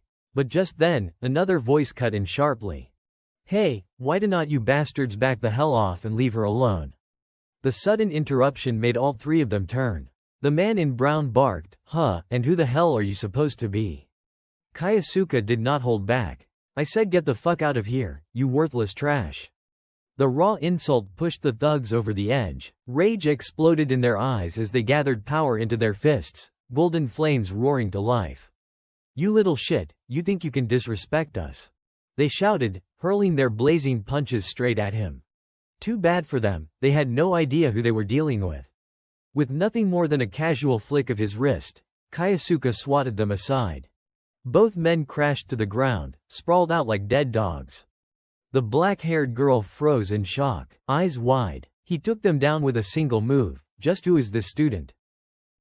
Thankfully, Kaisuke had not hit too hard. The two thugs quickly came to, scrambled to their feet, and bolted in a panic. We are really sorry. They stammered before disappearing down the street. Watching their pitiful retreat, the black-haired girl turned back and offered Kaisuke a small word of gratitude. Yeah, thanks for helping me. Kaisuke shook his head lightly. It is nothing. His eyes swept over the area again, noting how the bystanders were whispering non-stop, some even pulling out their phones to snap pictures. The attention made him uncomfortable. So he said flatly, looks like we have drawn a crowd. Let us get out of here. Without another word, the two of them slipped away from the chaotic scene. Behind him, the girl's expression softened as a private thought stirred in her chest. The last time someone helped me like this, it was when I met him. Time passed quickly as they walked side by side, putting a good distance between themselves and the commotion. Once the chatter of strangers faded, the black-haired girl finally spoke again. Hey, I just want to thank you properly. If it were not for you, things could have gotten a lot worse. For Kaisuke, brushing off street thugs had been nothing more than an afterthought, so he did not give it much weight. Like I said, do not worry about it. Still, inwardly, he found himself noting her sense of responsibility. She probably just feels obliged to say that. But, I could swear I have seen her somewhere before. While Kaisuke was lost in quiet suspicion, the girl turned her eyes toward him and asked, by the way, that uniform you are wearing. Are you a Japanese student? The question caught him slightly off guard, but he nodded. Yeah, I just arrived today through a short-term exchange program. I am on my way to the training academy now. He explained it calmly, unaware that the simple details seemed to amuse her. The girl smiled, then offered warmly. In that case, let me take you there as thanks. Having someone willing to lead the way, Kaisuke would have been a fool to refuse. He nodded back. I would appreciate that.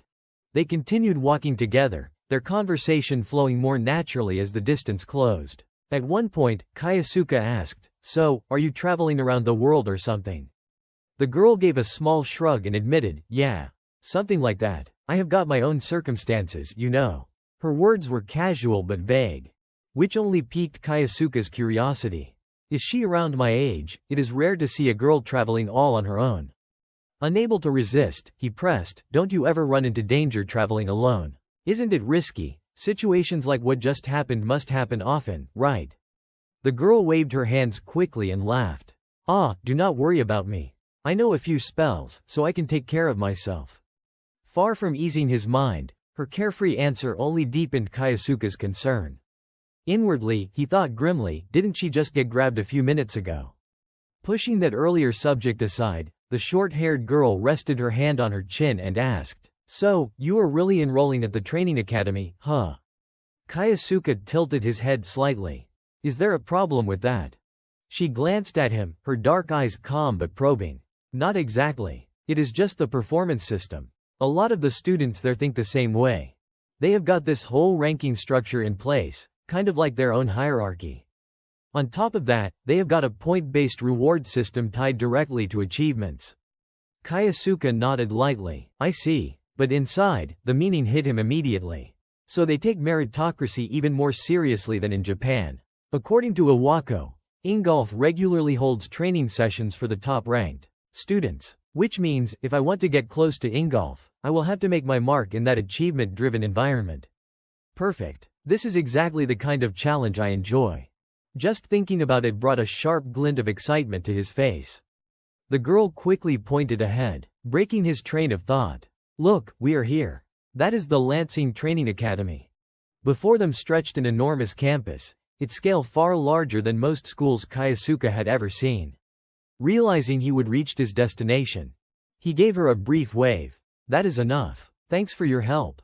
She returned the gesture with a smile. Don't mention it. Oh, I never told you my name, did I? I am Shirato Sayuki. She extended her hand. Kyosuke clasped it firmly, replying, I will remember that.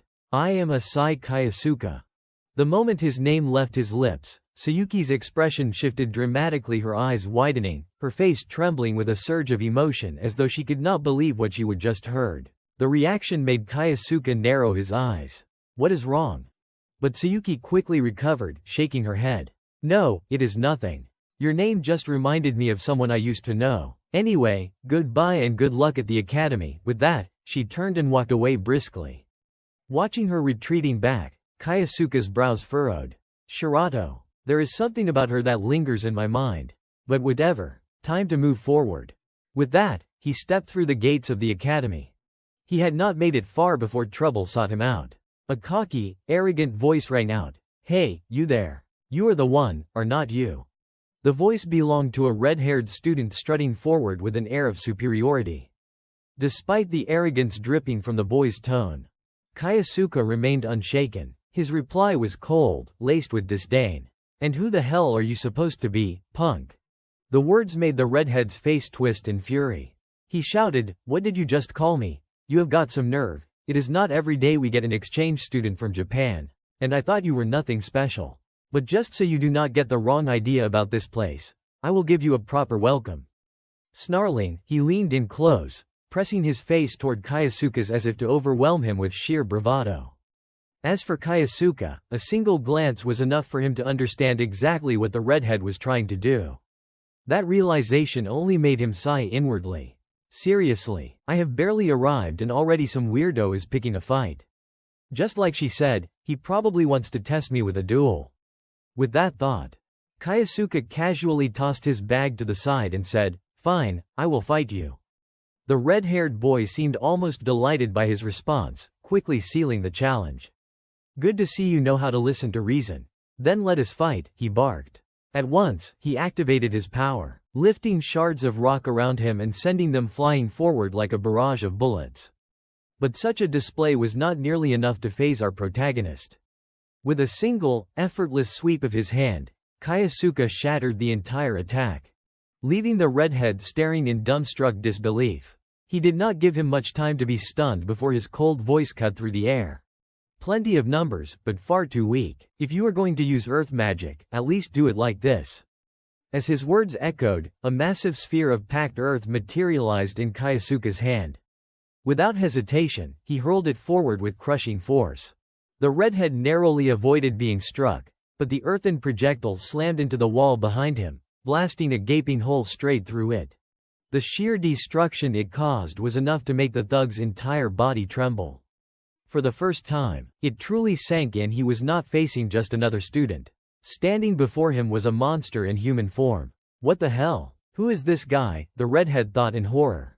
Meanwhile, the scene shifted elsewhere to Awako. At that moment, she was walking while speaking coldly into her phone. Yes, that is correct. Saturday as usual. I have already made contact with Asai Kayasuka. I will remain in Germany and continue monitoring the target. In her other hand, she carried a file thick with documents, detailed information on the very boy who had just revealed his terrifying strength. Returning to the protagonist, he had just received his student ID card from an academy staff member before quickly leaving the administration office. As he walked, Kayasuka glanced down at the card in his hand, mulling over his thoughts. All the paperwork's done. Finally, I can enter the local dungeon. This student ID is automatically translated for me, so it feels a little different from when I was still back in Japan. Following his gaze, the card displayed his basic information: Lansing Training Academy, Asai Kayasuka, attribute, void, level 41, points, 0. His eyes narrowed at the last line. Points, 0. So this must be the point system Shirato mentioned.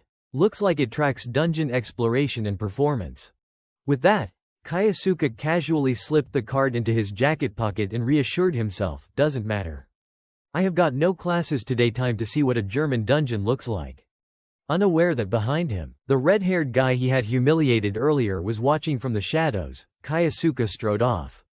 That redhead's expression was thoughtful, almost brooding, as if he were plotting something. Time moved quickly, shifting the scene to the front of an unidentified dungeon gate. Before stepping inside, Kayasuka reminded himself one more time. If I want to get close to Ingolf, I need to rank up to special class first. Guess I will start earning points in this high-level dungeon. Without hesitation, he stepped through the gate. Inside, a vast corridor stretched before him. From the distance, skeletal soldiers began to drift into view, shuffling toward him. The sight sparked a glint of interest in Kayasuka's dark eyes. Let us see what kind of monsters show up. Undead, and strong ones, too. Never fought this type in Japan. But I already know their weaknesses back when I was Misato Kyoichiro. Acting on instinct, Kayasuka channeled his magic, igniting his palm with a vivid golden flame. The skeleton soldiers, sensing the scent of the living, charged at him like rabid dogs. One of them gripped its axe tightly and swung with terrifying force. Kayasuka barely slipped to the side in time. Had he been a fraction slower, the axe would have cleaved him in half. He immediately prepared to counterattack. Undead collapse under strong force and fire. With that thought, he unleashed a blazing strike, driving his fist straight into the skeleton's torso. The impact shattered its spine, splitting its upper body clean off and sending it flying backward. Seeing their comrade obliterated in a single hit, the two remaining undead froze, stunned into inaction. Kayasuka smirked, stretched out his hand, and taunted, "Come on, who is next? Don't be shy, step right up." Time passed swiftly. Soon, shattered bones littered the floor in every direction. Kayasuka, hands shoved casually into his pockets, strolled forward without a care. This should be the last room. The boss is probably waiting. With that thought, he hurried his pace. Sure enough, the dungeon's boss revealed itself. At a glance, Kayasuka identified it: a lich. The aura it radiated was so oppressive that even he had to silently acknowledge it. So this is the boss. That is one heavy presence. First things first, test it with fire. I will start with fire magic. He quickly hurled a fireball forward. But the lich reacted just as swiftly. With a single sweep of its staff, it released a surge of violet energy. The two attacks collided mid-air, exploding into sparks before vanishing into nothingness. Kayasuka was not all that surprised when he saw it happen, so it neutralized the fireball. Makes sense. It is a boss, after all. Turning his eyes back to the enemy, he noticed the lich had finally shifted to offense. Gathering a surge of dark energy into its staff, the creature unleashed a stream of viscous purple liquid that radiated menace. Kayasuka did not know exactly what the spell was. But instinct kicked in. He leapt backward in an instant to avoid it. Sure enough, the sight that followed froze his expression. The floor beneath where the liquid had landed was eaten away, leaving behind a gaping hole. A chill ran through him. That orb dissolves anything it touches. This is advanced tier magic. Still, I might be able to use it to my advantage. As the thought crossed his mind, a faint grin curved his lips. Whether the lich sensed his confidence or took it as provocation, its next move came fast. It fired 3 more of the purple spheres in rapid succession. But Kaisuke already had a plan. I will channel sealing magic into my souls. Increase my propulsion. Power surged, and his speed spiked dramatically. His body blurred into a green streak of light, weaving past every attack until he was right in front of the lich. Close enough to see the creature's surprise etched across its skeletal face. Kaisuke's voice cut sharp with mockery. Let us see how you handle your own attack. In his palm glimmered one of the lich's very own purple orbs, stolen and turned back against it. Before the creature could even react, Kaisuke slammed the sphere into its face. Corrosive energy spread instantly, eating through bone with horrifying speed. Agonized screams echoed through the chamber, smoke rising in sickly green tendrils. Within moments, the lich's body disintegrated, leaving nothing behind. Breathing steady, Kaisuke admitted the truth to himself. Effective, but it is high-tier magic. I can't reproduce it perfectly. I will need to level up my void magic. More importantly, I am not alone here. His eyes narrowed. He raised his voice, calm but commanding. I know you are there. Come out. Sure enough, not far from him stood a red-haired figure, silent until now. Once spotted, the man chuckled under his breath and stepped forward with a casual air. Haha, sharp of you. You caught on quicker than I expected. I have been watching you fight, hope you do not mind. Kaisuke's expression stayed cold. So, you here to challenge me again? Even as he spoke, his thoughts worked in the background. Seems he has not learned his lesson. But that aura, there is no doubt he is hiding something. On the opposite side, the red-haired young man began slowly closing the distance, his words carrying a cryptic edge. Well, I suppose it is about time we clear things up. Is not it? As he spoke, he pulled something from his pocket. The sudden movement immediately set Kaisuke on alert.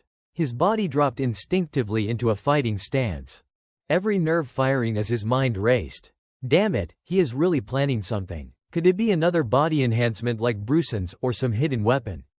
But instead of the ambush Kaisuke expected, the redhead abruptly dropped to his knees, bowed his head to the floor, and pleaded, Please, take me in as your disciple. Kaisuke froze, caught completely off guard. His mind spun in confusion. What the hell is he doing, and what is with that bowl? Before he could even ask, the redhead pushed the bowl forward and rushed to explain, almost as if reading Kaisuke's thoughts. This is like the Japanese dagiza, right? I also heard it is proper to offer sake to show respect. I could not help myself. I have been completely captivated by your strength. Please, teach me magic. The sight was so bizarre that Kaisuke actually took 2 steps back, goosebumps prickling his skin. You have got to be kidding me, he muttered. Yet the redhead persisted, eyes shining with desperation. That fight just now was amazing. I feel like such an idiot for ever picking a fight with you. From Kaisuke's perspective, all he could do was sigh at the absurdity of the situation. Great. Things just got a whole lot more complicated. But just as that thought formed, his instincts flared something was wrong. Acting fast, Kaisuke turned and slapped a hand against the redhead's shoulder, as if bracing him. For a split second the redhead thought it meant acceptance, that Kaisuke was about to grant him the apprenticeship he begged for. Then the ground shook. A thunderous explosion ripped through the air, spraying shards of rock and dust in all directions. The source revealed itself an instant later. A massive skeletal dragon, its colossal hand slamming down onto the earth with bone-rattling force. The truth dawned immediately. Kaisuke's brows knitted tight as he muttered under his breath, so the lich just now was not the final boss after all. Looks like the real one has finally shown itself. Beside him, the red-haired youth went pale as death, staring up at the monstrous form with trembling lips.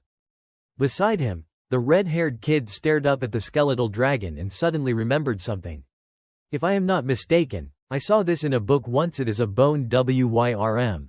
That monster wiped out an entire village long ago. They say Ingolf barely managed to kill it. So how is it here? He babbled that out, dumbfounded. Kaisuke turned, cold and calm. I understand. The redhead nearly jumped at Kaisuke's tone. Wait, you do not mean you are actually going to fight that thing, do you? That is suicide, no matter how strong you are. Kaisuke cut him off. Relax. And from what you said, Ingolf did not actually kill it. A thought ran through his head: if the 5 sacred saints insist Misato Kyoichiro was the one who killed that beast, they would rewrite history to save face typical cowards. Fine, I will just kill it again. He clenched his jaw. Let us fight. The words left Kaisuke's mouth ice cold, and the bone Wyrm took the bait. Without hesitation it slammed its enormous bony hand into the ground, sending a shockwave rippling outward. The redhead screamed in terror as the blast threw his slight frame backward. Only Kaisuke stood firm. Still, Kaisuke's expression darkened. He thought, damn, it is stronger than it was 20 years ago. No matter. He channeled power into the soles of his feet and shot forward like a streak of lightning. Launching upward, he closed on the worm's skull. His fist wreathed in a blazing golden flame. Take this, he whispered, then slammed a crushing blow into the giant skull. The bone shattered into shards in an instant. The redhead went rigid with excitement. Oh my god, did you see that? My master just blew that monster away. Kaisuke hissed a reprimand without looking back. Cool it. You were the one saying fighting it was suicidal a second ago. I am not going to explain everything to you. This is not over. His words knocked the grin off the kid's face, and sure enough, the worm's skull knit itself back together as if nothing had happened. It is regenerating, the redhead yelled, stunned. Kaisuke explained tersely, boneworms have much higher vitality than ordinary undead. If you only wound them halfway, they just patch themselves up. The redhead blinked, baffled that Kaisuke knew this. Kaisuke did not answer. He was already planning his next move. It is tougher than I thought. Next step. Watching Kaisuke's pensive expression, the red-haired boy found himself lost in his own thoughts. Is he trying something different? But how could he possibly take on that monster head-on? Across the field, the bone Wyrm was growing impatient. It let out an ear-splitting roar, then spun around, swinging its massive tail straight at the two of them. Both boys panicked and ducked just in time to avoid being pulverized. But the worm's assault was not over. Its tail whipped back, this time aiming directly at the most dangerous target, Kaisuke. The beast's size made it powerful but sluggish, and that was its fatal flaw. With a deft sidestep, Kaisuke easily slipped past the blow. The redhead, however, grew more anxious by the second. From his perspective, Kaisuke was only defending himself. He could not see that Kaisuke was quietly waiting for the right moment to strike. Kaisuke's eyes locked on the monster, his mind sharpening. Not yet. Refine the image that is the essence of void magic. Born from imagination. The clearer the image, the greater the power. As he thought this, he began gathering strange mana into his palm. The bone Wyrm, oblivious, lunged forward again, maw opening wide as it unleashed a torrent of blistering heat. The redhead's heart nearly gave out watching Kaisuke take the blast head-on. He screamed, "Master," but a second later his eyes went wide with disbelief. As the light faded, the sight before him was nothing short of astonishing. Kaisuke stood firm, both hands clamped around the worm's razor-sharp jaws, holding them apart no matter how violently the beast thrashed. His grip tightened, and with it, he summoned his magic. A spiraling surge of water rose around the boneworm's colossal frame, wrapping it in a whirling torrent. Then, in an instant, the water froze solid, locking the beast's entire body in a prison of ice. The massive undead dragon was immobilized. The redhead could only gape, his jaw hanging open. Unbelievable, you are way too strong. Time passed quickly. Before long, the two of them had left the dungeon behind. Of course, the redhead still trailed after the protagonist, chattering non-stop. Master, wait up for me. Kaisuke sighed wearily at the nickname. Why do you have to say it in such a corny way? The redhead grinned sheepishly. Well, you know, it is a sign of respect. As he spoke, he noticed Kaisuke studying his student ID card with unusual focus. Curious, he asked, what has got you so interested in your ID? Kaisuke nodded. I was just calculating how many points a dungeon run earns me. You are Mateo, right? How exactly do those points affect class rankings? Mateo stroked his chin thoughtfully before answering. This is just a rough guide, but every 10,000 points bumps you up one class. So, to reach the special class, you would need around 30,000 points. The bad news is that dungeon points are fixed. That bone WYRM you just beat doesn't net you a single bonus point. Kaisuke did the math in his head. So I earned 500 points from this dungeon. Meaning I would have to grind it 600 times just to qualify. Looks like getting into the special class is going to take some time. Mateo's eyes widened at the blunt declaration. Wait, so you really are aiming for the special class? Then, as if remembering something important, he brightened. Oh, there is actually a shortcut to rack up points faster. Before he could even finish, Kaisuke's face loomed dangerously close, his aura cold and sharp. Tell me, now. Whoa, too close, man, Mateo yelped, flinching. It is the Celestial Festival. It is happening in a month. It is a big event where students compete head-to-head in assigned challenges. The winner gets 20,000 points. At those words, Kaisuke's eyes sharpened like blades. Perfect. If I take first place, I will close the gap with Ingolf in no time. He clenched his fist, voice brimming with resolve. I will claim first place at the Celestial Festival. Time passed quickly, and soon the day of the Celestial Festival arrived. On this day, every student who intended to compete for extra points had already gathered at the venue. The announcer's voice boomed across the plaza, echoing from every direction. All right, let the Celestial Festival begin. In a quiet corner of the square, Kaisuke stood watching. Determined to secure his place in the special class, there was no way he would miss this event. By his side was the ever-energetic Mateo, who grinned ear to ear. Finally, the festival's here, master. Kaisuke gave only a curt nod in response, cold and unreadable. But behind that calm exterior, his mind was sharp and calculating. If I rack up enough points and take first place here, I will be promoted to the special class. And once I am there, I will be one step closer to that bastard who betrayed me 20 years ago. He did not let his inner thoughts show. Meanwhile, from the high platform above, the voice of a professor rang out, steady and commanding. Your task is simple. Claim the jewel at the top of the highest tower. The method does not matter whether you fight your way through or climb straight up. The choice is yours. Show us the strength you have trained so hard to master. The firmness in the professor's tone sent a nervous shiver through Mateo, who wiped a bead of sweat from his brow. But Kaisuke only smiled faintly, a sharp glint in his eyes.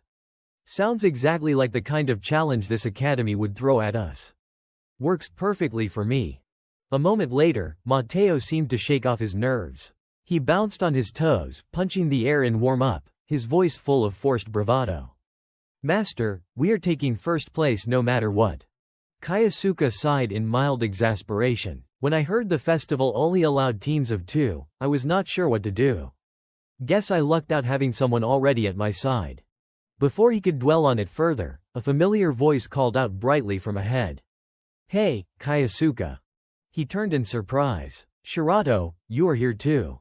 Shirato smiled warmly. Of course, I came to see you shine. Mateo, noticing the pretty girl, immediately perked up. Master, who is this beautiful lady? Is she your girlfriend?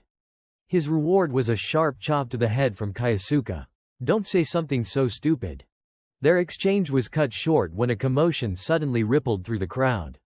Students pointed and shouted to each other. Hey, look over there. A giant screen had lit up before them, and what appeared on it stunned everyone. The figure inside the display was none other than Ingolf the Betrayer. Kaisuke's face hardened instantly, murderous intent radiating from his expression. It looked as though he might charge at the screen at any moment. Up on the viewing platform, a professor with black hair welcomed the guest with a polite smile. Lord Ingolf, it is an honor to have you here at our festival. Ingolf waved dismissively, answering with a faint shake of his head. Think nothing of it. I was simply curious about this event. I would like to see if any of these young magi might prove to be a golden egg. Back on the plaza floor, Kaisuke's face remained etched with fury, his killing intent nearly tangible. Watching him from the side, Shirato's eyes narrowed slightly, her mind stirring with unspoken thoughts. Not long after, an announcement rang out. Students, proceed inside the tower. At the command, the participants quickly moved, feet echoing as they rushed through the entrance. In no time, the interior unfolded before their eyes, a vast spiral structure with stairways winding upward toward the top. Seeing everyone dash forward, Mateo quickly called out, "All right, let us go, master." Kaisuke gave a short nod in agreement. But things were never going to be that simple. Before they could even set foot on the stairs, a thunderous explosion erupted. Its source was revealed a heartbeat later, a massive wolf that blocked their path. Mateo's eyes went wide, his face drained of color as though he were staring death in the face. "You have got to be kidding me right from the start," he groaned. Kaisuke only shrugged, answering coolly, as expected. "They did say the creatures were ranked in advance." Hearing that, Mateo hurriedly asked, voice tinged with panic, "So, what do we do now, master?" But before he even finished the question, Kaisuke had already vanished from his side. Mateo frantically scanned around and caught sight of him sprinting straight at the beast. In the blink of an eye, Kaisuke's fist crashed square into the wolf's face, slamming the creature to the ground like a mangled mutt.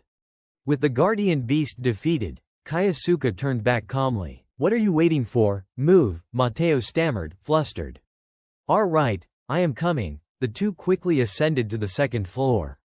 At the same time, outside the tower, every move of theirs was being broadcast to the audience.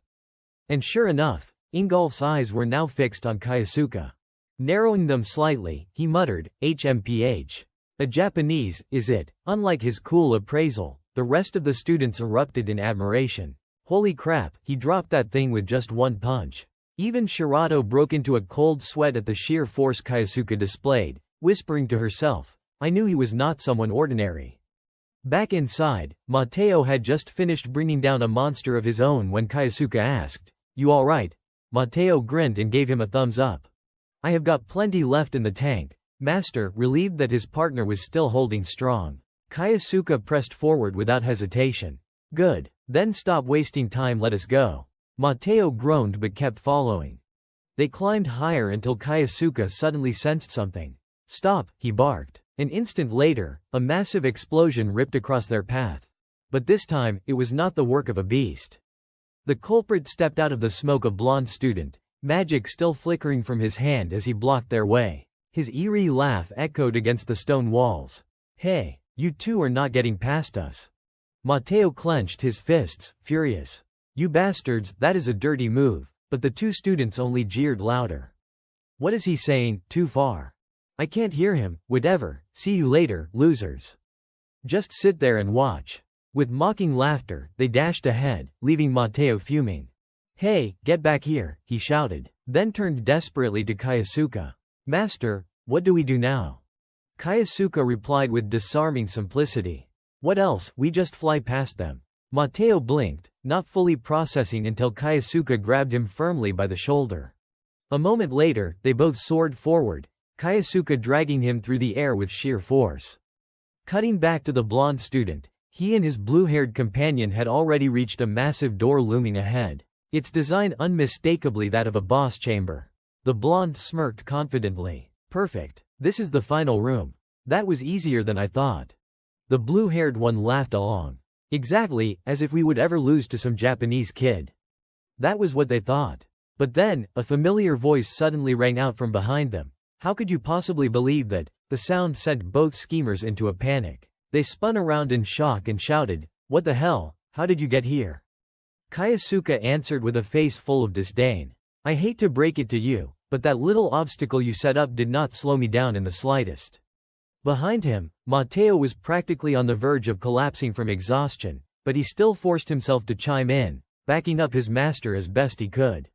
"That is right. We are not about to lose to a pair of clowns like you. You are finished." His voice trembled as he pointed forward, though his bravado barely masked his nerves.